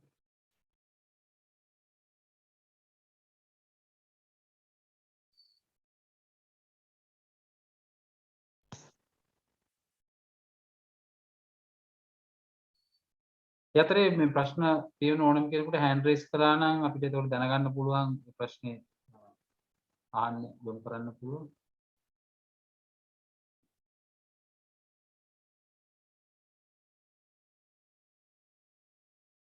මම මේ කෞෂි මම ඊට කලින් අර උපාලි මහත්මයාගේ එකට පොඩි කමෙන්ට් එකක් දෙන්නද මේ දර්ශන? ඔව් අනිවාර්යෙන් ඔව්. ඒකෙන් පස්සේ අපි කෞෂි මේ කෞශල්‍ය ආරියරත්නගේ ප්‍රශ්නට යමු. උපාලි මහත්මයා බොහොම ස්තුතියි මේ ප්‍රශ්නයට. මම හිතන්නේ ඒකේ ගොඩක් මානයන් තියෙනවා. මම එක මානයක් විතරක් කියන්නේ පළවෙනි කොටස ගැන විතරක් අදහසක් දැක්වුවොත් දැන් අර ඩයස්පෝරා කමියුනිටි එකේ තියෙන ප්‍රසිද්ධ වැකියක් කියලා. ඒත් මම කියන්නේ we are suffering happily කියලා. ඉතින් දැන් මම හිතනවා මේ ප්‍රකාශයක් මට පේන්නේම අර මානයන් දෙකෙන්. ඒ කියන්නේ suffering happily. suffering කියලා කියන්නේ යමක් missing කියන එකනේ. යමක් ඒතර සමහරවිට ඒ මිස් වෙන්නේ අර ප්‍රජාමූලිකවාදී මානය වෙන්න පුළුවන්. ඒ කියන්නේ Taman ජීවත් වෙන්නේ Tamanට අයත් භාවයක් දැනෙන, Taman ගොඩක් දේවල් සමානකම් අනිත් ජනයාක බෙදා ගන්න ස්ථානික නෙවෙයි. නමුත් Taman happy එකේ ඉන්නවා. happy එක මොකද්ද? සමහරවිට අර ලැබෙන උපයෝගිතාවයන් වෙන්න පුළුවන් සම්මේ ආර්ථික දේශපාලන සහ සමාජීය අයිතිවාසිකම් වරප්‍රසාද ෆැසිලිටිස් ඒවා වෙන්න පුළුවන්. ඉතින් මම හිතනවා දැන් අර මේ මානයන් දෙක මේකෙත් පේනවා කියලා. ඒක ප්‍රමාණවත්ද නැත්නම්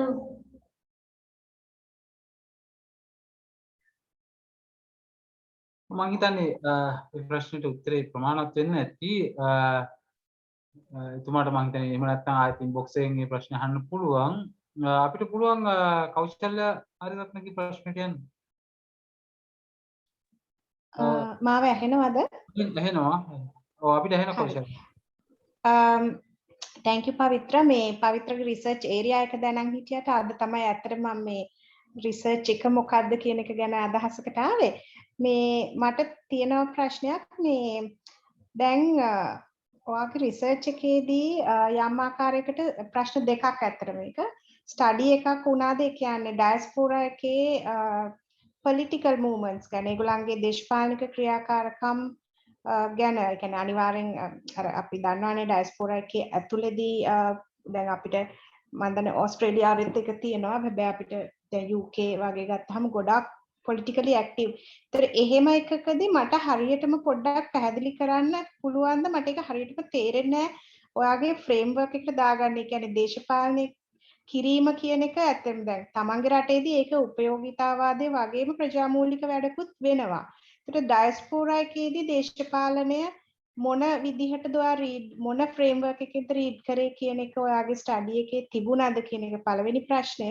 එහෙම තිබුණා නම් ඒ ගැන ඔයාගේ අදහස සහ මේ දැන් ඔයා හරි ඉන්ටරෙස්ටිං කතාවක් කිව්වා අර මේ දෙමළ ඩයස්පෝරා එකේ දෙමළ සංක්‍රමණිකයින් ගේ අදහස සහ සිංහල සංක්‍රමණිකයින් කියන එකේ වෙනස. ඒතකොට ඒ වගේ ජෙන්ඩර්ඩ් වර්ෂන් එකකුත් තියෙනවාද? ඒ කියන්නේ ස්ත්‍රිය සහ පුරුෂයින් අතර තිබුණු යම් අදහස්වල ජෙනරලයිසේෂන්ස් වෙනස්ද කියන එකත් මම දැනගන්න කැමතියි. thank you. හරි කෞෂික් thank you. පළවෙනි ප්‍රශ්නෙට උත්තරේ විදිහට කෞෂික් ඇත්තටම දැන් මගේ මේ thank you මගේ මේ ප්‍රශ්නය අහුවට ඒ ප්‍රශ්නේ මම හිතන්නේ මට ඉඩ දෙනවා මේ ඇයි මම ඕස්ට්‍රේලියාව සහ නවසීලන්තයේ රටවල් දෙක තෝරගත්තේ කියලා කියන්නේ. දැන් ඕස්ට්‍රේලියාව සහ නවසීලන්තය කියලා කියන්නේ ඇත්තටම දැන් පුරවැසි භාවය සම්බන්ධයෙන් ඒගොල්ලෝගේ තියෙන අර ෆිලොසොෆිස් දෙකක් ඒ රාජ්‍යන් දෙකට තියෙනවා. ඒතර මම එක ස්ලයිඩ් එකක කියපුවා අර citizenship revaluation කියන process එක. ඒ කියන්නේ එන්න citizenship එක ගන්න විදිහ ක්‍රියාවලිය අමාරු කිරීම කියන එක ඕස්ට්‍රේලියාවේ අපි දකිනවා. citizenship laws වෙනස් කරනවා, citizenship test එකක් හඳුන්වලා දෙනවා. මේ citizenship test එකේ අමුතු ප්‍රශ්න අහනවා. ඒ කියන්නේ මේ 1900 බර ගණන් වල මොකක් හරි තිබ්බ ක්‍රිකට් තරගයක අහවල් ක්‍රීඩකයා පන්දු කීයක් ගැහුවාද? ඒ වගේ ප්‍රශ්න අහනවා. ඒ කියන්නේ ඉතිහාසය පිළිබඳ අදහස මේ ඉමිග්‍රන්ට්ස් ලාගේ අදහස තේරුම් ගන්න. අනිත් පැත්තෙන් නවසීලන්තේ කවුෂි නවසීලන්තේ කියන්නේ ලෝකයේ තියෙන එකම බටහිර රාජ්‍ය non citizen voting rights තියෙන. ඒ කියන්නේ නවසීලන්තේ සිටිසන් කෙනෙක් වෙන්න ඕනේ නැහැ ඡන්ද බලය ගන්න. මොකද දැන් පුරවැසිභාවයේ තියෙන අර හાર્ට් එකේ තියෙන එකක් නෙමෙයි. ඡන්ද බලය කියන එක. ඒ කියන්නේ full membership එකක් හම්බ වෙනවා කියලා කියන්නේ ඒ පාලනයට දායකත්වය දක්වන්න පුළුවන් කියන එක. එතකොට citizenship ගොඩක් රටවල් වල අර permanent residency ඒවත් එක ගොඩක් වරප්‍රසාද දෙනවා. හැබැයි ඡන්ද බලය දෙන්නේ නැහැ. ඡන්ද බලය දෙන්නේ පුරවැසිභාවයත් එක්ක. මොකද ඒක පුරවැසිභාවය තමයි අර මාක එක මෙයා දැන් ෆුල් මෙම්බර් කෙනෙක්ද කියන එක. versus නවසීලන්තයේ ඇත්තම non citizenship voting rights තියෙනවා. ඒ කියන්නේ නවසීලන්තේ philosophy එක තමයි ඒ රාජ්‍යයේ පදිංචි කරුවන් පුරවැසියන් නෙමෙයි පදිංචි කරුවන්ට හැකියාව තියෙනෝනේ ඒ රටේ පාලනය ගැන තීරණ ගන්න කියන එක. ඉතින් ඕක තමයි ලොජික් එක ওই රටවල් දෙක මම තෝරපු. දැන් අද මගේ එකේ ගොඩාක් අර ශ්‍රී ලංකන් අර මම ඊටම ඉහළ මේ කියන්නේ පුළුල් අදහසින් ගියා. හැබැයි මම මගේ එක කොටසක් තියෙනවා මම ওই රටවල් දෙක සංසන්දනය කරනවා. මොකද දැන් එතෙන්දි ඒ ෆිලොසොෆි එක පිටිපස්සේ තියෙන මෙන්න මේ වගේ දෙයක්. ඕස්ට්‍රේලියාවේදී අදහස තමයි ඔස්ට්‍රේලියාව විතරක් නෙමෙයි නමුත් ගොඩක් බටහිර රාජ්‍යයන් වල මේ අර රීවැලුවේෂන් කරන රටවල් වල අදහස තමයි මේ ප්‍රූව් කරන්න ඕනේ පක්ෂපාතීත්වය සංක්‍රමණිකය ඔප්පු කරන්න ඕනේ ඒ ඔප්පු කරාමයි ඡන්ද බලය දෙන්නේ කියලා. ඒ කියන්නේ ඉන්ටග්‍රේෂන් එකේ අවසාන කොටස තමයි ඡන්ද බලය ලබා දෙන්නේ. හැබැයි නවසීලන්තයේ අනිත් පැත්ත නවසීලන්තයේ ලොජික් එක තමයි ඒගොල්ලෝගේ ෆිලොසොෆි එක තමයි නෑ ඉන්ටග්‍රේෂන් එකේ ඒකාග්‍රකරණය වීමේ ක්‍රියාවලිය කොටසක් තමයි ඡන්ද බලය ලබා දෙන එක. ඡන්ද බලය ලබා දීමත් එක්ක නැවත වතාවක් අර ඒ රාජ්‍ය ගැන තියෙන අයත්භාවය කියන එක ප්‍රොඩියුස් වෙනවා රීප්‍රොඩියුස් වෙනවා කියන අදහස. එතකොට දැන් ඔයා ඇහුවේ මගෙන් වෙන තලයකින් කියනවා මගෙන් ඇහුවේ මං හිතන්නේ අර diaspora communities වල තියෙන political movements කොහොමද මේකෙන් අපි තේරුම් ගන්න කියලා. දැන් මගේ තියෙන ඒක සමහර ඡන්ද බලයම නෙමෙයි සමහර විට actively මේක මොකක් හරි discourse එක ඉන්න එක ගැන මම අදහස් කරේ. ඒතර කවුෂ දැන් මගේ අතරම මම ඉන්ටර්විව් කරේ පළමු පරම්පරාවේ සංක්‍රමණිකයන්. ඒතර පළමු පරම්පරාවේ සංක්‍රමණිකයින්ට ඇත්තටම මේ දැන් අර ලොජික් එකෙන් නවසීලන්තයේ ඡන්ද බලය දුන්නත් ඇත්තටම දැන් අර උපයෝගිතා මානය ගැන කතා කරද්දී කිසිම සංක්‍රමණිකයෙක් ඇත්තටම නවසීලන්තයේ සංක්‍රමණිකයෙන් කතා කරේ නැහැ මේ අපිට මේ නවසීලන්තයේ ඡන්ද බලයක් දීලා තියෙනවානේ බලන්න ඒකෙනුත් අපි ආත්භාවය වැඩි වෙනවනේ කියලා කවුරුත් කිව්වේ නැහැ. ඒ කියන්නේ ඒක ඒගොල්ලන්ට එහෙම ලොකුවට අදාළ වෙච්ච දෙයක් නෙමෙයි. මොකද ඊට වැඩිය අර සමාජ ආර්ථික අවශ්‍යතා ටික තමයි වැඩි උනේ. මට මතකයි එක සංක්‍රමණිකෙක් මාත් කිව්වා ඔක ගැන කියද්දි එයා කිව්වා එයා මේ නවසීලන්තයේ අවුරුදු 25ක් 30ක් විතර ජීවත් වෙච්ච කෙනෙක් පළමු පරම්පරාවේ සංක්‍රමණිකෙක්. ඒතර ඔහු කියප එක තමයි මම ওই ප්‍රශ්නය අහුවාම දේශපාලනිකව ක්‍රියාකාරීත්වය කොහොමද කියලා අර වාක්‍යව වගේ ඒක ඡන්ද බලය විතරක් නෙමෙයි ඡන්ද බලය තමයි අර ඌට ප්‍රාප්තිය වගේ වෙන්න පුළුවන්. නමුත් මේ අනිකුත් මේ දේශපාලන ක්‍රියාකාරකම් විශේෂයෙන්ම සිංහල ප්‍රජාවේ මොකද සිංහල ප්‍රජාව සහ දමිළ ප්‍රජාව අතර ඕක සම්බන්ධයෙන් වෙනස්කම් තියෙනවා. ඒ කියන්නේ තීව්‍රතාවය අතින් දමිළ ප්‍රජාවේ තීව්‍රතාවය වෙනස්. ඕකට අර මම තියෙන එක තියරි එකක් ඒක මම හිතන්නේ ඒක එක්ස්ප්ලেইন කරනවා ඕක. ඒ කියන්නේ ඒ තියරිය තමයි සංක්‍රමණිකයන්ගේ හැසිරීම තීරණය වෙනවා කියලා සාධක තුනක් මත. exit voice and loyalty. ඒ කියන්නේ Taman මෞරාජ්‍යකින් පිටත්ව යන්නේ කෙසේද? ඇයි? exit වෙන්නේ කොහොමද? exit වීම loyalty එකට බලපාන්නේ කොහොමද? ඒක අනු උන්ගේ voice එක. ඒ කියන්නේ හඬ නැගීම තීරණය වෙන්නේ කොහොමද කියන එක. ඒතකොට දමිළ ජන ප්‍රජාවේ දේශපාලන ක්‍රියාකාරීත්වය ඡන්ද බලය කියන එකෙන් නෙමෙයි. නමුත් නැවත වතාවක් මව් රාජ්‍ය සම්බන්ධයෙන් සත්කාරක රාජ්‍යයේ කතා කිරීම, විවිධාකාරයේ දේශපාලන ක්‍රියාකාරකම් වල නිරත වීම, ඔබ කිව්වා වගේ ඕස්ට්‍රේලියාවෙත් නවසීලන්තයේත් අතර මේක දකිනවා අපි. සිංහල සංක්‍රමණිකයින් අතර එහෙම එකක් නැහැ. ඉතින් ඒක මම හිතන්නේ අර ලංකාවෙන් යන්න උන්ට බලපාපු පුෂ් ෆැක්ටර්ස් ජනවාර්ගිකත්වය මත අපිට වෙන් කරලා හඳුනා ගන්න පුළුවන්. ඒතර ඒ අනුව ඒක නැවත වතාවක් මේ දේශපාලන ක්‍රියාකාරීත්වයට බලපානවා කියලා. ඒ කියන්නේ එක්සිට් එක අනුව වොයිස් එක තීරණය වෙනවා කියලා. සමහරවිට ලංකාවේදී හැකියාවක් ලැබුණේ නැත්නම් තමන්ගේ හඬට යම්කිසි ඉඩක් හම්බුනේ නැත්නම් ඒක ගියාට පස්සේ ඒක ඒ අවකාශයක වුන් ලබා ගන්නවා කියන එක. කෞශික ප්‍රමාණවත්ද? ඔව් පැහැදිලි. හරි. අනිත් එක ජෙන්ඩර්ඩ් කියන එක අතම දැන් මගේ ස්ටඩි එක ඇත්තටම අර කෙනෙක්ට කියන්න පුළුවන් හරිම සර්ෆස් ලෙවල් එකේ කියලා. ඒක ඇත්ත. මොකද ගොඩක් ගැඹුරට නෙමෙයි. නමුත් අර තිරස් අතට තමයි මේ මගේ ස්ටඩි එක උනේ. ඒකට එකක් තමයි අර මේක ටිකක් ඒ ශාස්ත්‍රයේ අලුත් ශාස්ත්‍රයක අලුත් ටිකක් කියන්නේ අලුත් කියන එක මම අදහස් කරන්නේ මේ ශ්‍රී ලාංකික කේස් එක ගැන ටිකක් අලුත් අධ්‍යයනයක්. ඒතර මගේ දෙවෙනි තුන්වෙනි ස්ටේජස් වලදී තමයි මම හිතන්නේ මට ගැඹුරට යන්න පුළුවන් වෙන්නේ. ඒ නිසා ජෙන්ඩර්ඩ් ලෙන්ස් එක මම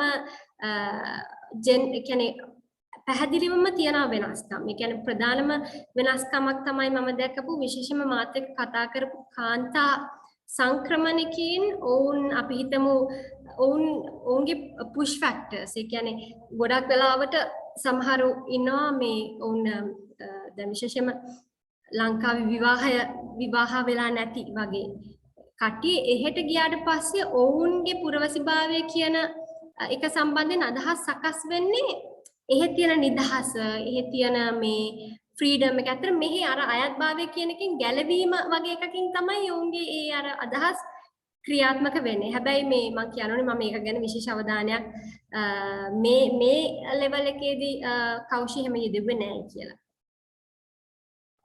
සමහර විට ඒක ඔයාගේ ඊළඟ රිසර්ච් එකේ කැලක් වෙන්නත් පුළුවන්. හරි. thank you පවිත්‍ර. thank you කෞෂි. thank you. ඔව් පවිත්‍ර මම හිතන්නේ තව අපි හෑන්ඩ් රේස් කරලා තියෙනවා 3 දෙනෙක්. එතනින් මම හිතන්නේ මුලින්ම හෑන්ඩ් රේස් කළේ සූර්ය කුමාර. ඔයාගේ ප්‍රශ්නේ සූර්ය කුමාර ඔයාගේ ප්‍රශ්නේ අහනවද කොහොමද? ඔයාට අහන්න දර්ශනය ඇහෙනවද? ෂුවර් ඇහෙනවා සූර්ය. දැන් මම මේ ස්ටඩි එකේ අපි දැක්කේ ටිකක් ගැඹුරු තැනක් මේ දැන් මට දැන් අපි උතන කතා කරපු මේ ප්‍රයෝගීතා මානයන් තුළ ගොඩනැගෙන කෘතඥතා මානයන් ගැන කතා කරද්දී අපි දැන් රටක් විදිහට දැන් අපි කියමුකෝ අපි පුරවැසියන් සහ මේ සංක්‍රමණිකයන් ගැන තමයි කතා කරේ. නමුත් අපි සංචාරකයන් පිළිබඳ සංචාරකයාට සෞඛ්‍ය හෝ මොනවා හරි අපිට රටක් ඇතුලේ දෙන්න පහසුකම් එහෙම දෙන රටක් හරි එහෙම නැත්නම් එහෙම දීලා මේ මිනිස්සුන්ගේ ඒ රට පිළිබඳව වෙන අපි ඉන්ටර්නැෂනලි ඩෙවලොප් කරන උදාහරණ මානයන් ගැන හරි මොනවා හරි කියවීමක් තියනවාද කියලා මට දැනගන්න ඕනේ. සූර්ය කුමාර ආයි කිව්වොත් මම තේරුම් ගත්තේ මේ විදිහට ඔයා අහන්නේ මගෙන් පුරවැසියන්ට නෙමෙයි. ඒ කියන්නේ ස්ථීර පදිංචි ඉන්න සංක්‍රමණිකයන්ට නෙමෙයි. නමුත් සංචාරකීන්ට රටකින් ලබා දෙන උපයෝගිතා අවස්ථාවන් එක්ක ඒ රට සම්බන්ධයෙන් ඔවුන්ගේ අදහස් සකස් වෙන ආකාරයද එහෙමද?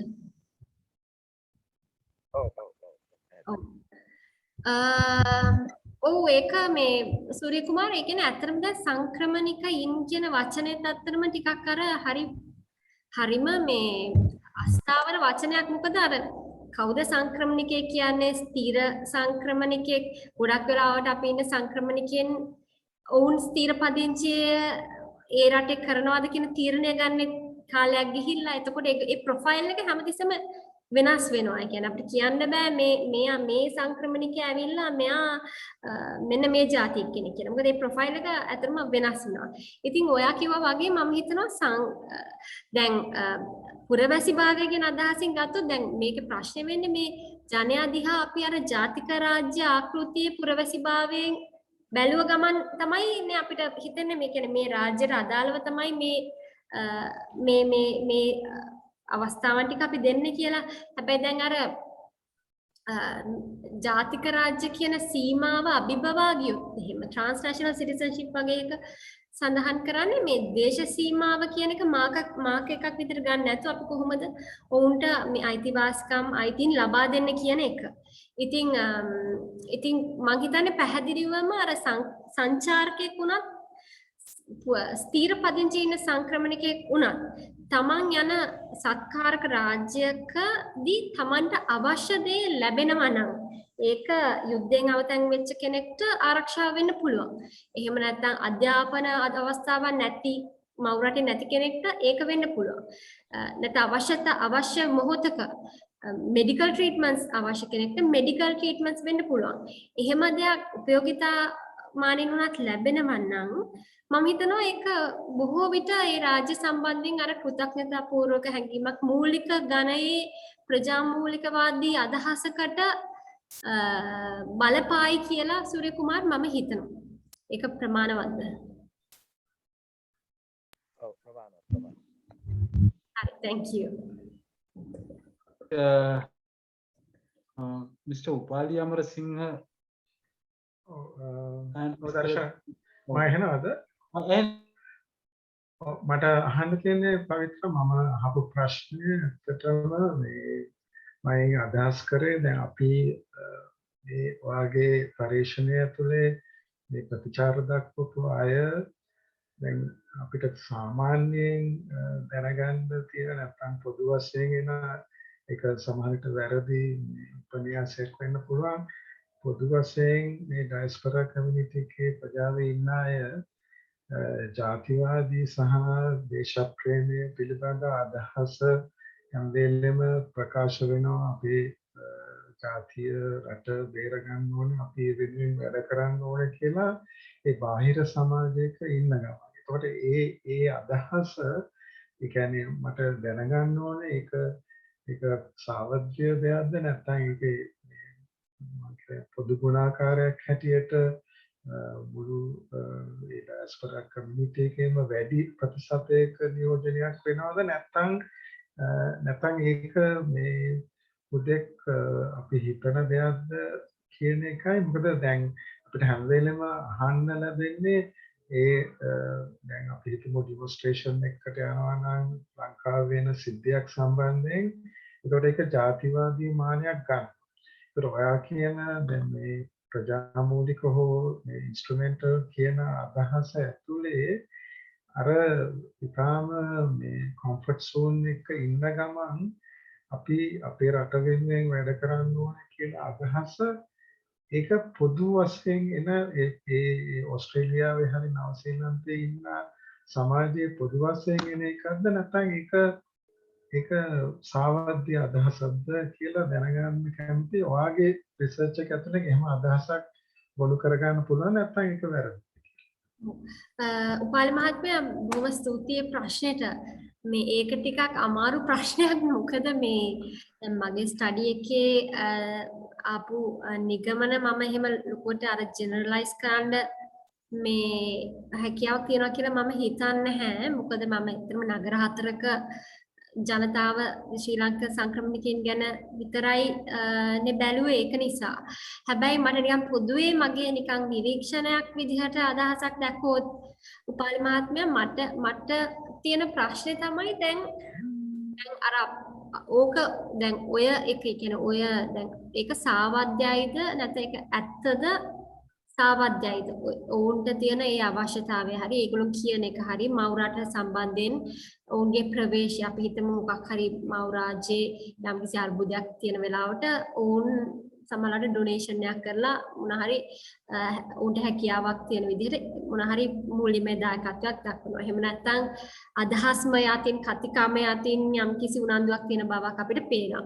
ඒ වගේම සත්කාරක රාජ්‍ය ක්‍රියා කරද්දී උපාලි මහත්මයා අපි දන්නවා ඒගොල්ලෝ අර එකට එකතු වෙනවා මේ මව් රටේ සංස්කෘතික භාවිතාවයන් ඒ සත්කාරක රාජ්‍යයන් වලදී උන් කරනවා. මේ ඒ වගේ තත්ත්වයන් තියෙනවා. ඉතින් ඒක සාවද්‍යයිද නැද්ද කියන එක මම හිතන්නේ එකක් අපිට අර ජජ් කරන්න අමාරුයි කියලා. හැබැයි දැන් මයිග්‍රේෂන් ස්ටඩීස් වලදී ස්කෝලර්ස් විවිධ කතා කියනවා. දැන් එක ඉන්දියානු ස්කෝලර් කෙනෙක් කියලා තියෙනවා මේ ඒ කියන්නේ ඔහු කියන්නේ අර මව් රාජ්‍යයේ නොසිටීම නිසා යම්කිසි ඇතිවෙන අර රිග්‍රෙට් එකක් වගේ හැඟීමක් පිට කර ගැනීමේ කවුන්ටර් මෙකැනිසම් එකක් තමයි ඔවුන් අර රාජ්‍යයේ ඉඳලා ඒ සංස්කෘතික භාවිතාවයන් සිදු කිරීමෙන් කරන්න කියන එක. ඒ කියන්නේ ඒවා ගැන විතරක් නෙමෙයි මම කියන්නේ මව් රාජ්‍ය සම්බන්ධයෙන් තියෙන ප්‍රවේශයයි ඔබතුමා කිව්වා වගේ අපි මේ රට බේර ගන්න අවශ්‍යයි මේ වගේ කතිකාවක්. ඉතින් ඒක ඇත්තටම මගේ ස්ටඩි එකේදී මම මේ ලෙවල් එකේදී මම කරේ ඔවුන්ගේ අදහස් මොනවද කියලා ඇත්තටම එකතු කරලා ඒවට බලපෑපු සාධක බලපෑම එක විතරයි. ඉතින් ඒවා සාවාද්‍යද කියන දේ ඇත්තද බොරුද කියන එක මේ මම ඇත්තටම එහෙම මට ඇත්තටම ක්‍රමවේදයක් ඔළුවට එන්නේ නැහැ කොහොමද අපි එක මේ මෙෂර් කරන්න කියන එක. නමුත් මට ඒකට ටිකක් ඔය වගේ ටිකක් බ්‍රෝඩ් උත්තරයක් තමයි උපාලි මහත්මයා දෙන්න තියෙන්නේ. ඒක ප්‍රමාණවත්ද නැත්නම් මොන හරි ඒ කියන්නේ මම ඒ නවාගේ ප්‍රවේශය එකකට තර්කානුකූලයි. මොකද අර මම කැමතියි දැන් ඔයා කියපු මේ අර වර්ධකාරී හැඟීම නිසා දැන් guilty feeling එක නිසා මේ වගේ මිනිස්සු සාමූහික වශයෙන් හෝ තනිතනි වශයෙන් දැන් මට ගොඩක් අහන්න තියෙන දේවල් තමයි දැන් ලංකාවේ කවුරු හරි ඕස්ට්‍රේලියාවට ගියාම ඒ මිත්‍ර සමාගමක් ඇතුලේ මේ මුස්ලිම් අයට මේ ඒකත් නැති කරන්න ඕනේ අපි එකතු වෙලා මොනවා හරි මේකට කරන්න ඕනේ නැත්නම් දෙමළ ප්‍රජාව සම්බන්ධයෙන් ඒ තියෙන ඒ කියන්නේ ඒ අර ඉතා කුඩා සමාජවල එකතු වුණාම කියන කතාව ඒක පොදු දෙයක් හැටියට ගන්නවද නැත්නම් අපි ඒක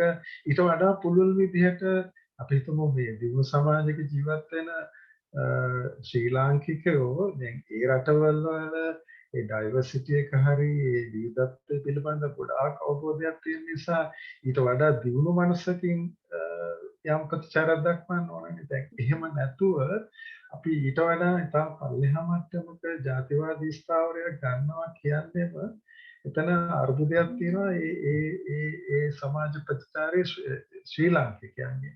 ඒතකොට දැන් මට දැනගන්න ඕනේ ඒක පොදු දෙයක්ද නැත්නම් ඒක මේ එක්සෙප්ෂන් එකක්ද කියන එක විතරයි. කමක් නැහැ. thank you. උපාලි මහත්මයා මම එක පොඩි ඒ ෆලෝ අප් නිකන් ආන්සර් එකක් කියන්නම්. දැන් අපේ ඔය ඔබතුමා කියපු ප්‍රශ්නේ අත්‍තරම ඒක මේ ඒක අර පොදු දෙයක් මට හිතෙන පොදු දෙයක් කියලා. මොකද දැන් මගේ අතරම සෙකන්ඩරි සුපර්වයිසර් හිටියේ ටර්කිෂ් සුපර්වයිසර් කෙනෙක්. දැන් එයා ගොඩක් රිසර්ච් කරන්නේ ටර්කිෂ් කමියුනිටි එක ගැන. දැන් අපි නිකන් කතා කරන වෙලාවක ඇය කියපු දෙයක් තමයි මේ දැන් මට තිබ්බ එක ප්‍රශ්නය තමයි මම හිටියේ නවසීලන්තේ බේස් වෙලා මගේ ආචාර්ය උපාධිය කරන කාලේ මම දැකපු දේ තමයි නවසීලන්තේ සිට ශ්‍රී ලාංකික සංක්‍රමණිකයින් දැන් ඇතම් පිරිස් මගේ මිත්‍රයින් මේ Facebook එකේ හරි ඒ වගේ සමාජ ජාලාවල මම දකින්නේ ඔවුන් මම මේ කතා කරන්නේ අවුරුදු 3-4කට කලින් වගේ තත්වයක් ගැන ඔවුන් ගොඩක් වෙලාවට සහයෝගය දෙන්නේ ලංකාවේ දේශපාලනිකව ගත්තොත් ලංකාවේ තියෙන ජාතිවාදී වගේ ජාතිවාදී ප්‍රවේශන් වලට සහයෝගය දෙනවා. හැබැයි මේ ඡන්දේ දැන් ඔය ජසින්ඩා ආඩන්ගේ ඡන්දේ තියෙන වෙලාවේ මට මතකයි අපේ හෙඩ් ඩිස්කෂන් තිබ්බා. එතකොට ඒ අදාළ ඉන්ඩිවිජුවල්ස් නම් එහෙ ඡන්දේ දෙන්නේ මේ දැන් එහෙ තියෙන මේ මූලික පක්ෂ දෙකක් තියෙනවා නවසීලන්තේ ලේබර් පාර්ටි එකයි නැෂනල් කියලා. ඒකේ ලේබර් පාර්ටි එක තමයි ටිකක් අර මේ කමියුනිටේරියන් අදහසින් යන්නේ. අනිත් නැෂනල් එක ලිබරල් වගේ අපේ මෙහි SLFP UNP වගේ. එතකොට ඔවුන් එහෙදි සහයෝගය දෙන්නේ අර ලිබරල් අදහස් තියෙන මේ පක්ෂෙට කියන්නේ. එතකොට මගේ සෙකන්ඩරි සුපර්වයිසර් කියපු දැන් මේක මට පටහැනිනේ මේ ලංකා මව් රාජ්‍ය සම්බන්ධයෙන් ප්‍රවේශයට ජාතිකවාදී එකක්. නමුත් අර එහෙදි අනිත් මානෙ. එතකොට දැන් ඇය කියපු එක තමයි ටර්කිෂ් කමියුනිටියත් ඒ වගේ කියලා. කියන්නේ ඔව් තුර්කිය සම්බන්ධ ටර්කිෂ් ඉමිග්‍රන්ට්ස් රට තියෙනවා ඡන්ද බලය. එතකොට ඔවුන් පිටරටක හිටියත් තුර්කියේ ඡන්ද වලට ඔවුන් පිටරට ඉඳලා ඡන්ද දාන්න පුළුවන්.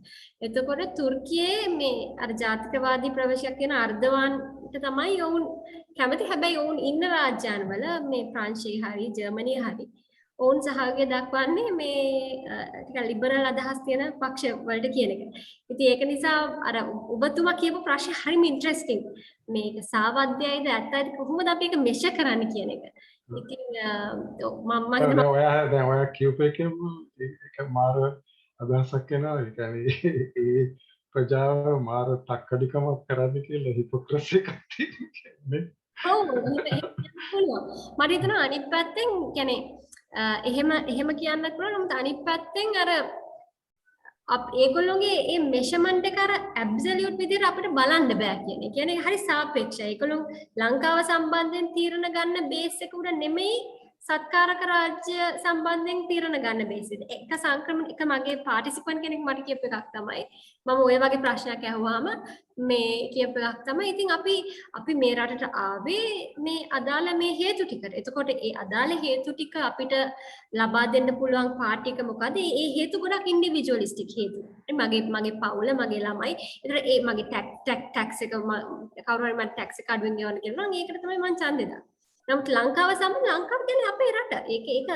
ඒක සම්බන්ධයෙන් තීරණ ගන්න වෙන බේස් එක කියලා. ඉතින් ඒක එතකොට එතන ඒ වගේ මානෙකුත් එතන තියෙනවා කියලා මට හිතෙනවා පාලි මහත්මයා. right. Thank you.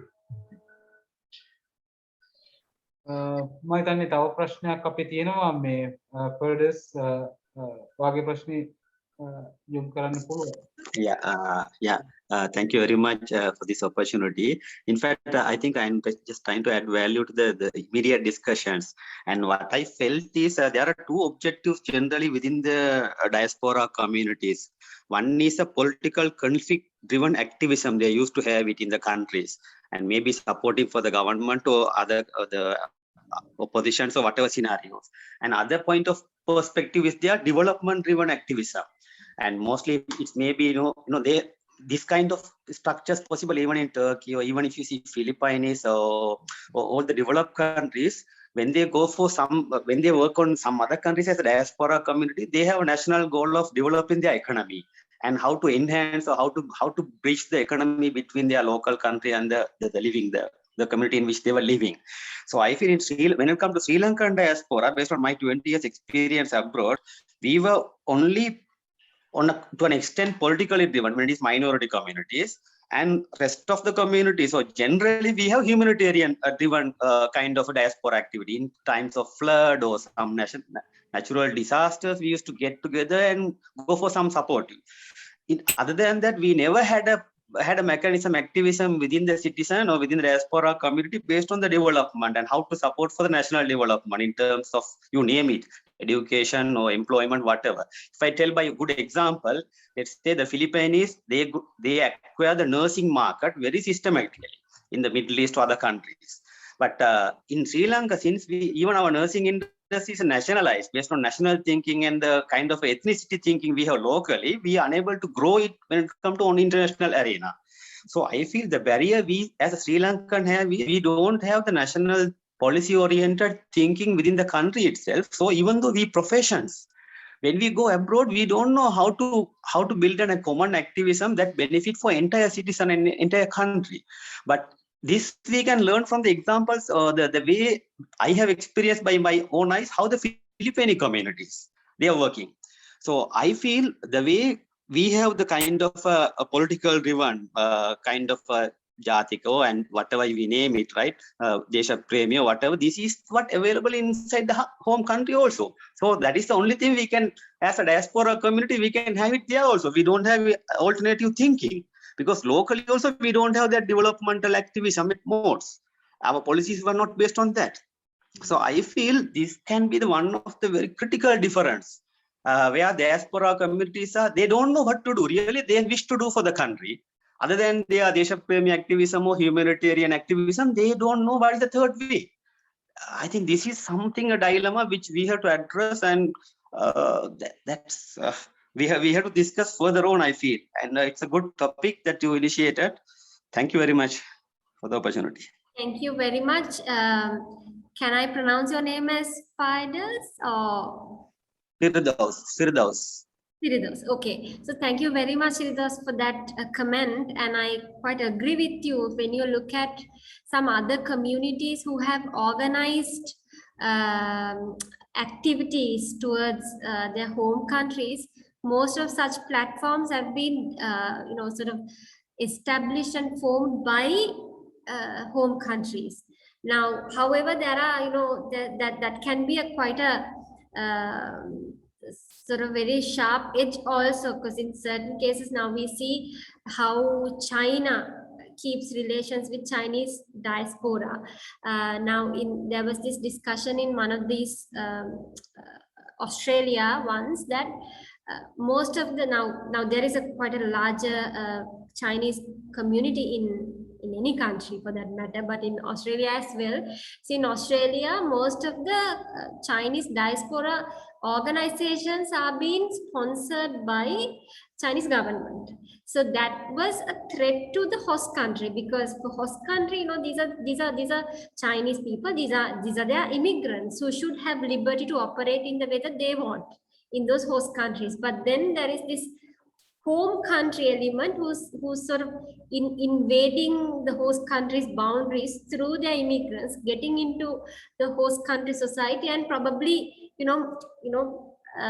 intervene in a quite of a critical way. But then on the other hand, if you look at some other communities, most of the home countries have been those sort of authorities who make such platforms for immigrants. That's basically because immigrants is a very scattered community.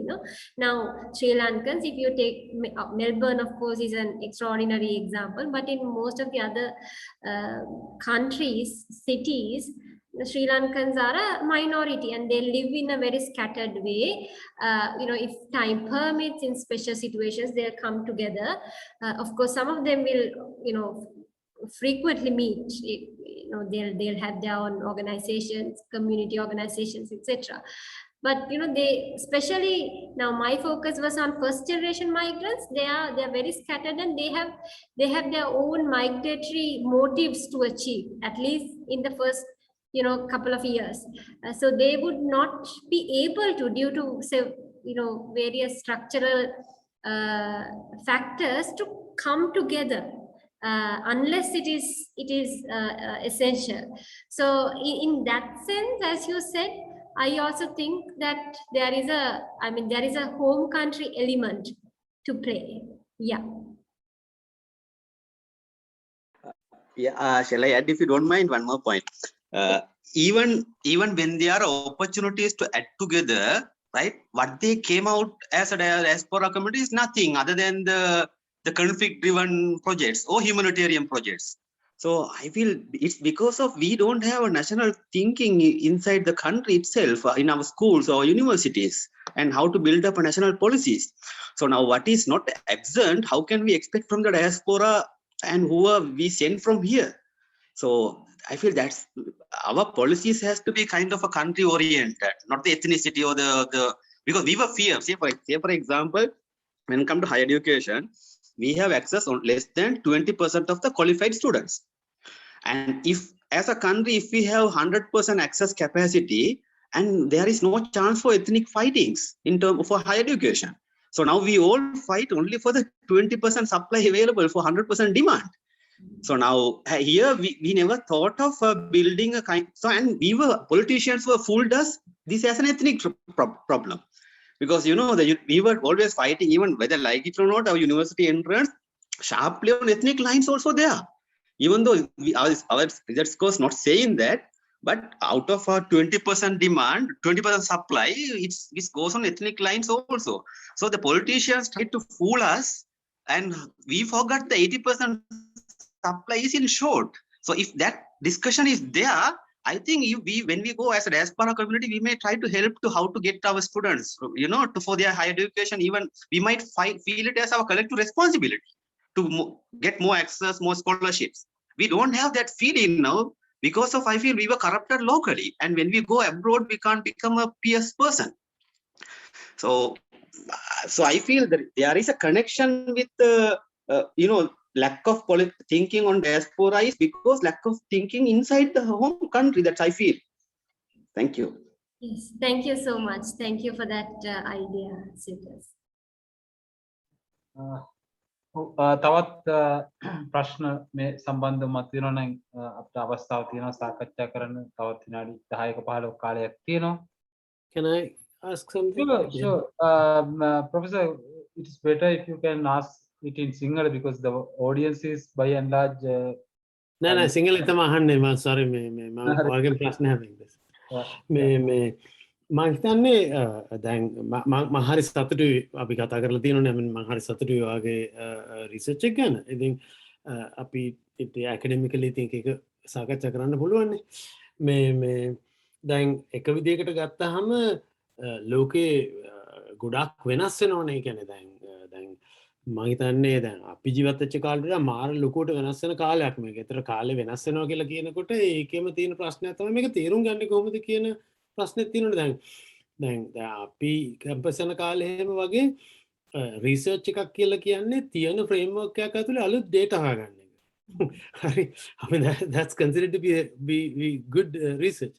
නමුත් දැන් කාලේ කොච්චර වෙනස් වෙනවද කියලා කියනනම් categories ඔක්කොම වෙනස් වෙනවනේ. දැන් ඉලෙක්ෂන් එකට ගියාම දැන් මේ පාලනය කරන කට්ටිය වඩාත්ම විවේචනය කරේ ඩියස්පෝරා එක. නමුත් කිසිම කෙනෙකුට ඡන්ද දෙන්න මිනිස්සුන්ට තේරුන්නේ නැහැ අපි ඡන්ද දෙන්නේ මේ ඩියස්පෝරා එකට කියලා. හරි. I mean ඒ තරමට ඒ කියන්නේ අර බවුන්ඩරිස් බිඳිලා එහෙම වෙලා තියෙනවනේ. එතකොට දැන් මම වාගේ ගොඩක් දේවල් වලට මම හරි සතුටුයි. මම අහන්නේ දැන් ඊළඟට තියෙන ප්‍රශ්නේ තමයි අපිට තියෙන පරණ ෆ්‍රේම්වර්ක්ස් අලුත් ප්‍රැක්ටිසස්. අලුත් ප්‍රැක්ටිසස් පරණ ෆ්‍රේම්වර්ක්ස් එක කොහොමද තේරුම් ගන්න කියන මම දන්නේ කියන්නේ මම මේ කතා කරන්නේ මම ස්ට්‍රගල් කරන දේවල් ගැන. මේ පවිත්‍රාට මොකද්ද දැන් ඕක ඔය කතා කරනකොටම තේරෙනවනේ දැන් සංක්‍රමණිකයෝ අර අපි පිළිගන්න දේශ සීමා පිළිගන්නේ නැහැ නේ ඒගොල්ලෝ. ඒ කියන්නේ ඒගොල්ලෝගේ එකක් හදනවනේ. ඒක විදිහකට අර සම්මත ක්‍රමය මාර විදිහට වෙනස් කරනවා. ඊට පස්සේ දැන් වාස් ස්ටඩි කරලා තියෙන්නේ ලොයල්ටි එතකොට ඒ විදිහ දේවල් ඒවත් ඔක්කොම දැන් නිකන් ෆ්ලක්ස් එකකට දාලා තියෙන්නේ. එතකොට මොන වගේ චැලෙන්ජස්ද තියෙන්නේ මේ ස්ටඩි එක කරන්න? ඒ කියන්නේ දැන් අපි දන්න දේවල් සහ අපි නොදන්න දෙයක් බලනකොට මොන වගේ චැලෙන්ජස්ද තියෙන්නේ තියෙන ෆ්‍රේම්වර්ක්ස් වලට? ඒ කියන්නේ මම දන්නේ කියනකට තේරෙනවද කියලා. කියන්නේ අපේ ෆ්‍රේම්වර්ක්ස් කොහොමද මේ ප්‍රැක්ටිස් එකෙන් සහ වාගේ ඔබ්සර්වේෂන්ස් වලින් චැලෙන්ජ් කරන්නේ? Professor Nihal, thank you මේ ප්‍රශ්නෙට සහ මේ අද අතරම සම්බන්ධ වුණාටත්. Professor Nihal මට හිතෙන්නේ දැන් අර Professor Nihal කියපු ප්‍රශ්නේ මට ගොඩාක් තිබ්බා අතරම මගේ ස්ටඩි එක කරද්දී. මොකද මේ මගේ සුපර්වයිසර් ඇවිල්ලා මේ පොලිටිකල් සයන්ටිස්ට් කෙනෙක්. එයා ටිකක් අර quantitative data මත මේව වෙන කෙනෙක්. එතකොට දැන් අර Professor Nihal කියපු ප්‍රශ්නේ දැන් කියන්නේ අපි කොහොමද දැන් මේ වෙනස් වෙන සුළු දෙයක් දැන් අපිට නැවතත් තියෙන ටූල්ස්ම භාවිතා කරොත් මේ ඒවා භාවිතා කරලා අපිට තේරුම් ගන්න පුළුවන්ද කියන එක. ඉතින් මගේ යෝජනාව මයිග්‍රස්ලා ගැන අර මට හිතෙන්නේ අපි ස්ටඩිස් කරන්න ඕනේ ඉන්ඩක්ටිව් විදිහට කියන එක. ඒ කියන්නේ ඒක ඉතින් ඩේන්ජරස් තමයි. මොකද අපි දන්නේ අපිට මොන වගේ දේවල්ද හොයාගන්න පුළුවන් වෙන්නේ කියලා. නමුත් අර අතපත ගෑමක් වගේ තමයි තියෙන්නේ කියලා. දැන් උදාහරණයක් විදිහට මගේ ස්ටඩි එක කරද්දී මගේ එක කියන්නේ කොහොමද දැන් මේ දැන් මොකද මගේ perceptions කියන වචනේම සෑහෙන ක්‍රිටික් වුණා. දැන් මම ඇයි දැන් perceptions කියන එක ඒක ඇත්තද බොරුද ඒවා කොහොමද අපි ඊට පස්සේ unpack කරගන්නේ? ඒක මොකටද අපි අදහස් බලන්නේ? අදහස් ගොඩක් වෙලාවට තියෙන එකක් තමයි මේ වගේ ස්ටඩීස් වල මේ ප්‍රොෆෙසර් නිහාල් ගොඩක් මයිග්‍රන්ට්ස් සම්බන්ධයෙන් තියෙන ස්ටඩීස් වලට අර සර්වේ ඩේටා ලොකු අර ඩේටා සෙට්ස් තමයි භාවිතා කරන්නේ. ඒක සමජාතීය කමියුනිටි එකක් විදිහට තමයි ඒගොල්ලෝ හඳුනගන්නේ. එතකොට ක්‍රමවේදාත්මකව දැන් අදහස් නෙමෙයි හැසිරීම තමයි අපි බලන්නේ. හැසිරීම කිව්වහම ඡන්ද දාන්න කී දෙනෙක් ආවද? මයිග්‍රන්ට්ස් මේ ප්‍රමාණයක් ආව නම් ඒකෙන් අදහස් වෙන්නේ ඒගොල්ලෝ ඒ රටට ආයත් කියන එක. දැන් ඒ වගේ. නමුත් දැන් මගේ ක්‍රමවේදාත්මකව දැන් මං හිතනවා මගේ ස්ටඩි එකෙන් මටම තේරිච්ච එක හොඳ දෙයක් තමයි අදහස් තේරුම් ගන්න එක වැදගත් කියන එක. කියන්නේ ක්‍රමවේදාත්මකව. මොකද දැන් උදාහරණයක් විදිහට මම එක ස්ලයිඩ් එකක් දාලා තිබ්බ මම අවසානයේ පෙන්නුවේ නැහැ. මගේ හිටියා එක එක පාටිසිපන්ට් කෙනෙක්. එයා මට උදාහරණ දෙකක් කිව්වා. ඒ දෙකේම එයා කිව්වේ එයාගේ අදහසත් එයා තීරණය ගත්තත් ඒ දෙක පටහැනි. එකක් තමයි එයා කිව්වා මේ එයාගෙන් හයිපොතටිකල් ප්‍රශ්නයක් ඇහුවාම ලංකාවේ එයා හරිම අර ජාතිකවාදී විදිහට කතා කරේ ශ්‍රී ලංකාව සම්බන්ධයෙන් ඉතාම ඇල්මක් තියෙන ආකාරයෙන් සිංහල සංක්‍රමණිකයෙක් කාන්තාවක් මේ හදිසියවත් මේ සිටිසන්ෂිප් දෙකෙන් එකක් ඇය නවසීලන්තේ බේස් ලංකාවේ එක හරි නවසීලන්ත එක හරි දෙකෙන් එකයි තෝරගන්න වෙන්නේ මොකද්ද තෝරගන්න කියලා. දැන් ඒතර අය කියප එක තමයි කනුගාටුවෙන් වුණත් මම තෝරගන්නේ නවසීලන්තේ පුරවැසි භාගය. හැබැයි ඒක මට ප්‍රශ්නයක් නෑ. මොකද හදවතින් මම ශ්‍රී ලාංකිකයි. මගේ අයත්භාවය ඔක්කොම තියෙන්නේ අතෙන් කියන්නේ. ඒතර දැන් ඕකේ අපි හැසිරීම බැලුවා නම් අදහස අපි වෙන විදිහකරනේ තේරුම් ගන්න කියලා මට හිතුනේ. ඇයම කියපු තව එකක් තමයි මේ ඡන්ද දැමීම සම්බන්ධයෙන්. එයා කිව්වා මේ මට මේ නවසීලන්තේ ඡන්ද බලය තියෙන රෙසිඩන්ට් කෙනෙක්, සිටිසන් කෙනෙක් වෙන්න යන්නේ. මේ ඡන්ද බලය තියෙන හැබැයි මම තාම ඡන්ද දාලා නැහැ. හැබැයි ලංකාවේ මම ඡන්ද දාන්න එක කවදාවත් මිස් කරේ නැහැ. මොකද මම ඡන්ද දැම්මේ නැත්නම් වෙන කවුරු හරි මම වෙනකොට හොරෙන් ඡන්ද දානවා. ඒ නිසා මම ඡන්ද පොලට ගිහිල්ලා මම ඡන්ද දාන්නේ මම ඡන්දේ කටු ගන්නවා. මේ ඒ මගේ විරුද්ධතාවයක් පෙන්වන්නේ. හැබැයි මෙහි මම හිතන්නේ මම ඡන්ද දාන්න ඕනේ කියලා. මොකද මෙහි සිස්ටම් එක හරිම හොඳට රන් වෙනවා. ඒතර ඒ කියන්නේ යා ඡන්ද දාන්න නැත්තේ ඒකට කැමති බව පෙන්වනවා. නෝ දැන් එතකොට ඒක හරිම ඒ කියන්නේ අදහස සහ හැසිරීම කියන එක දෙකක් නේ. ඉතින් දැන් ඔය වගේ මේ ඒ වගේ දේවල් මම හිතන්නේ අහුවෙන්නේ නැහැ අර සම්ප්‍රදායික ෆ්‍රේම්වර්ක් වලින් විශේෂ මයිග්‍රේෂන් වල තියෙන අර සර්වේ හරි ලොකු ඩේටා සෙට්ස් වලින් කරන්න ගියා නම් ඒක අහුවෙන්නේ නැහැ. ඉතින් මම හිතනවා ඒක අර කරන ගමන්ම එන ප්‍රතිචාර වලින් ක්‍රමවේදය සකස් කර ගැනීමක් තියෙන කියලා. නමුත් මේ මම කැමති ඔබ මොකද හිතන්නේ කියලා දැනගන්න මම.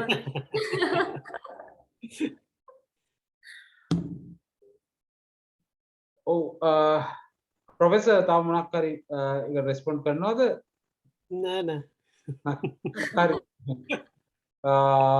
thank you ප්‍රශ්නේ මේ නැවතත් අර thought provoking ප්‍රශ්නයක් ඒක. thank you. right. එතකොට තව ප්‍රශ්න අහන්න අවස්ථාව තිබෙනවා. තව කවුරුනෝ ප්‍රශ්නයක් තිබුණා නම් නවත කරන්න පුළුවන්.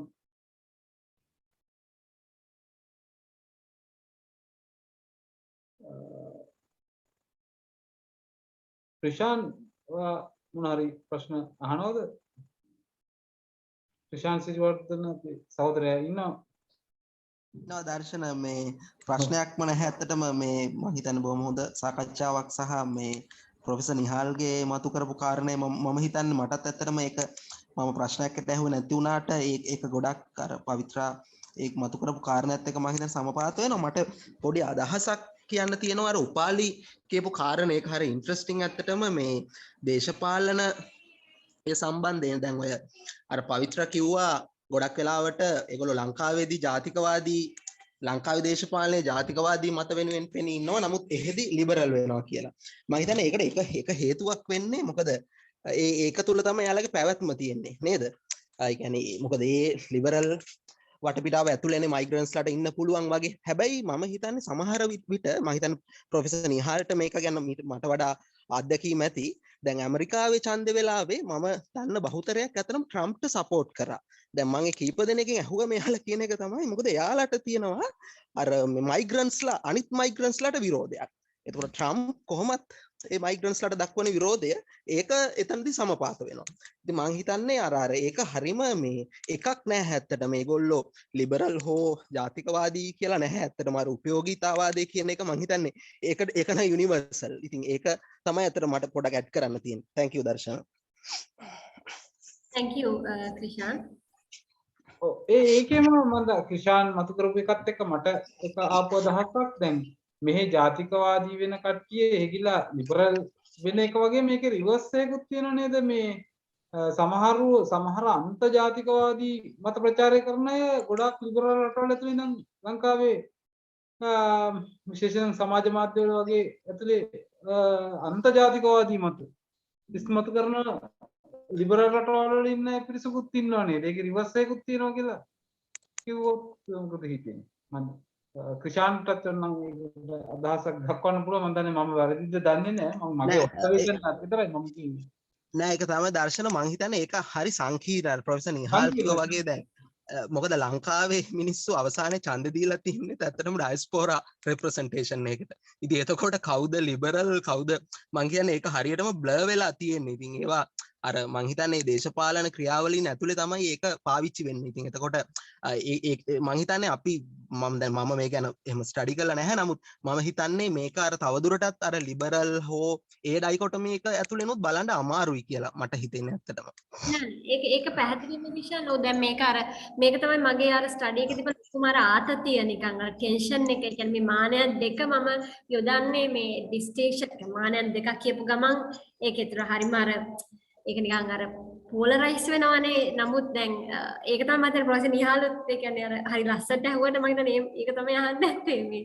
ඒ කියන්නේ කොහොමද මේ මානයන් දෙක විතරක් භාවිතා කරන්න පුළුවන්ද කියන එක. නමුත් මම ඇත්තටම එකඟ වෙනවා ඒ ඔබ කියපු අදහසත් එක්ක. දැන් සරලව ගත්තොත් මම හිතන්නේ සංක්‍රමණය කියන සන්දර්භයත් එක්ක අර ප්‍රජාමූලිකවාදී මානය සෑහෙන අර්බුදයකට යනවා. ඒ කියන්නේ මොකද දැන් අපේ ජන සමාජය එන්න විවිධත්වෙන් පිරෙනවා. අර කලින් පුරවැසිභාවය කියන එකේ තිබ්බ ඒ පුරවැසිභාවය කියලා කිව්වේ අර පුරවැසිභාවය කියන්නේ අපි කවුද කියන එක තීරණය කරනවා වගේම අපෙන් අනිකා වෙන් වෙන්නේ කොතනද කියලාත් අර අපිට පෙන්වන රේඛාවනේ.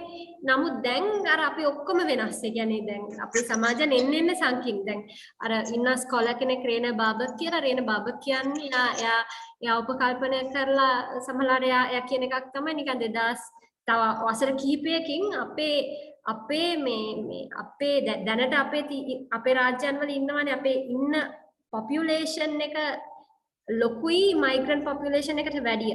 අපේ ඇතුලේ ඉන්න පොපියුලේෂන් එක ලොකුයි සංක්‍රමණ පොපියුලේෂන් එක කුඩායි. නමුත් ඒක රිවර්ස් වෙන්න පුළුවන් කියලා. ඒ කියන්නේ අපේ මයිග්‍රේෂන් පොපියුලේෂන් එක ඊටාම විශාලයි. ඒ කියන්නේ උන් යනවා. නමුත් එක තැන ඉන්න පොපියුලේෂන් එක ඊටාම කුඩා වෙන්න පුළුවන්. එතකොට අපි කොහොමද මේක කරන්නේ? එතකොට සෑහෙන මං හිතන්නේ අර ප්‍රජාමූලිකවාදී අපිට තවදුරටත් මොන අර්ථයෙන්ද භාවිතා කරන්නේ? මං හිතන්නේ අර ජාතික රාජ්‍ය කියන අදහසම අර්බුදයකට යමින් පවතින රාමුවක් ඇතුලේ තමයි මං හිතන්නේ ඒක අපිට තේරුම් ගන්න වෙන්නේ කියලා මං හිතනවා. මම හිතන්නේ තව ප්‍රශ්නයක් යොමු කරනවා. පර්ඩස් මම හිතන්නේ මම මේ ප්‍රොනවුන්ස් කරන එක වැරදි. anyways කමන්නේ. so I'm extremely sorry. මගේ broken සිංහල තමයි සිංහලෙන් කතා කරන්න try කරන්නම්. මම හිතන්නේ දැන් ඇත්තටම ලිබරල්ද නැත්තම් මේ ජාතිකවාදීද කියනට වඩා මම හිතන්නේ ආත්මාර්ථකාමී නැත්තම් අර සර්වයිවල් තමයි දෙගොල්ලගේම අරමුණ වෙන්නේ මෙතන. මම නම් හිතන්නේ උදාහරණයට දැන් මේ අපි high studies ගියා නම් ඒ ඉගෙන ගන්නේ මේ minority rights global south ඒගොල්ලෝගේ මේ ස්කෝලර්ස් තමයි රිෆර් කරන්නේ කියවන්නේ ඔක්කොම. හැබැයි ලංකාවට ආපු ගමන් කෙලිම ජාතිකවාදී වෙනවා. පස්සේ එහෙ ගියාට පස්සේ ආයෙත් ලිබරල් වෙනවා. හරිද? දැන් මම හිතන්නේ ඒක ඇත්තටම ඒක එහෙ ගියා නම් පැවැත්ම තියෙන්නේ ලිබරල් වෙන්නේ එකේ. මෙහා ආවනම් පැවැත්ම තියෙන්නේ ජාතිකවාදී වෙන්නේ. දැන් ඒක ඇත්තටම ඒගොල්ලෝ ජාතිකවාදී රෙප්‍රසන්ට් කරන්න ඕනේ කියලා හැඟීමකුත් නැහැ. ලිබරල් වාද කියන හැඟීමකුත් නැහැ. තියෙන හැඟීම සර්වයිවල් තමයි. මම හිතන්නේ අතන අපි කොහොම ඒක even among the learned community academics also this is the reality. And ඒක අනිත් පැත්තෙන් කියවනම් let's say even we go for higher studies maybe in medical practices also and we see what is the ethical practice there and how it is a kind of a system. It is it's respect to all other areas within the medical practice itself. But when we come here we struggle to colonize.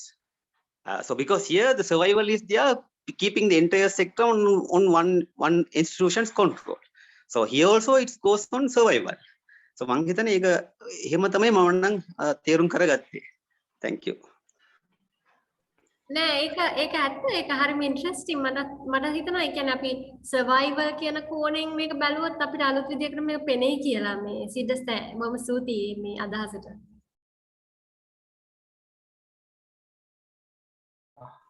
හරි මම හිතන්නේ තව අපිට කවුරුන් හෝ ප්‍රශ්නයක් මතු කරනවා නම් ඒකට අවස්ථාව දෙන්න පුළුවන්. නමුත් අපේ කාලය අවසන් වී තිබෙනවා. සාර්ථක සංවාදයක් කවුරු හරි අදහසක් ඉදිරිපත් කරන්න තියෙනවා නම් hand raise කරොත් අපිට පුළුවන් one last question ගන්න. එහෙම නැත්නම් අපිට අවසන් කරන්න පුළුවන් තාම සාර්ථක සංවාදයක් අපිට ලබා දීම සම්බන්ධයෙන් ආචාර්ය පවිත්‍රා ජයවර්ධන වෙත තාම ඉහළ ගෞරවයක් පිරිනමනවා. මොකද අයගේ අධ්‍යයන ශාස්ත්‍රයේ ඉතා හොඳින් පැහැදිලි කරමින් මොකද අපි අධ්‍යයන ශාස්ත්‍රයක් නෙමෙයි අපි ඒ ශාස්ත්‍ර වලට ලේමන්ලා අපි බොහොම මේ නොදන්නා දෙයක් ඒ අපිට පැහැදිලි කර දීම සහ එය සරල භාෂාවකින් අප වෙත පැහැදිලි කිරීම ඉතාම අගය කරනවා සියලු දෙනාට මේ සංවාදය සාර්ථක කරගන්න ප්‍රශ්න අහපු සහ හැම ආකාරයකින්ම එන්ගේජ් වෙච්ච හැම දෙනෙකුටම ස්තුතිවන්ත වෙනවා. ඒ වගේම අපිට අතරමැදදී වෙච්ච යම් තාක්ෂණික ප්‍රශ්න පිළිබඳව සමාව අයදිනවා. ඒ තාක්ෂණික ප්‍රශ්න අතරේත් අපිත් එක්ක සෑහෙන තරම් පිරිසක් රැඳී සිටීම සම්බන්ධයෙන් ඔබ සියලු දෙනාට ස්තුතියි. Thank you Dr. Pavitra. Thank you all. Thank you දර්ශන. මමත් ස්තුතිවන්ත වෙනවා ඔබ හැම දෙනාටම. මට ඉතාම වටිනවා සහ මම ඉතාම ගෞරවයක් විදිහට සලකනවා මේ සාකච්ඡාවට ඇවිල්ලා මාත් එක්ක මට මේ ගොඩක් දේවල් නැවත වතාවක් ඉතාම thought provoking මේ වෙලාවක් කරාට මේක බොහොම ස්තුතියි. Right. අපි ලබන සතියේදී මුණ ගැසෙමු. මම හිතන්නේ කවුරුනෝ අපේ මේ ඊමේල් චේන් එකේ නැත්නම් ඒගොල්ලන්ට මම දැන් ඊමේල් එක මේ අපේ chat box එකට දාන්නම් thinktankcolombo@gmail.com. අපි ලබන සතියේදී මහාචාර්ය චන්දන ජයලත් ඔහු මේ සංවර්ධනයේ තියෙන මේ ප්‍රශ්න පිළිබඳව ඔහු ඉංජිනේරු විද්‍යාව පිළිබඳව සහ ජාත්‍යන්තර වශයෙන් උපදේශකවරයෙක් විදිහට වැඩ කරපු කෙනෙක් ඉංජිනේරු පැත්තෙන් ඔහු සංවර්ධනයේ තිබෙන ඩෙවලොප්මන්ට් ඇස් ටෙරරිසම් කියලා එයා ඉදිරිපත් කිරීමක් කරනවා. ඊළඟ සතියේදී මහාචාර්ය නිර්මාල් රංජිත් දේවසිරි ඉතිහාසය සම්බන්ධයෙන් වැඩසටහන මේ දේශනයක් කරන්නත් නියමිතව තියෙනවා. ඒවට සම්බන්ධ වෙන්න කියලා සියලු දෙනාට ඉල්ලීමක් කරනවා. එහෙනම් බොහොම ස්තුතියි හැමෝටම. බොහොම ස්තුතියි. Thank you දර්ශන.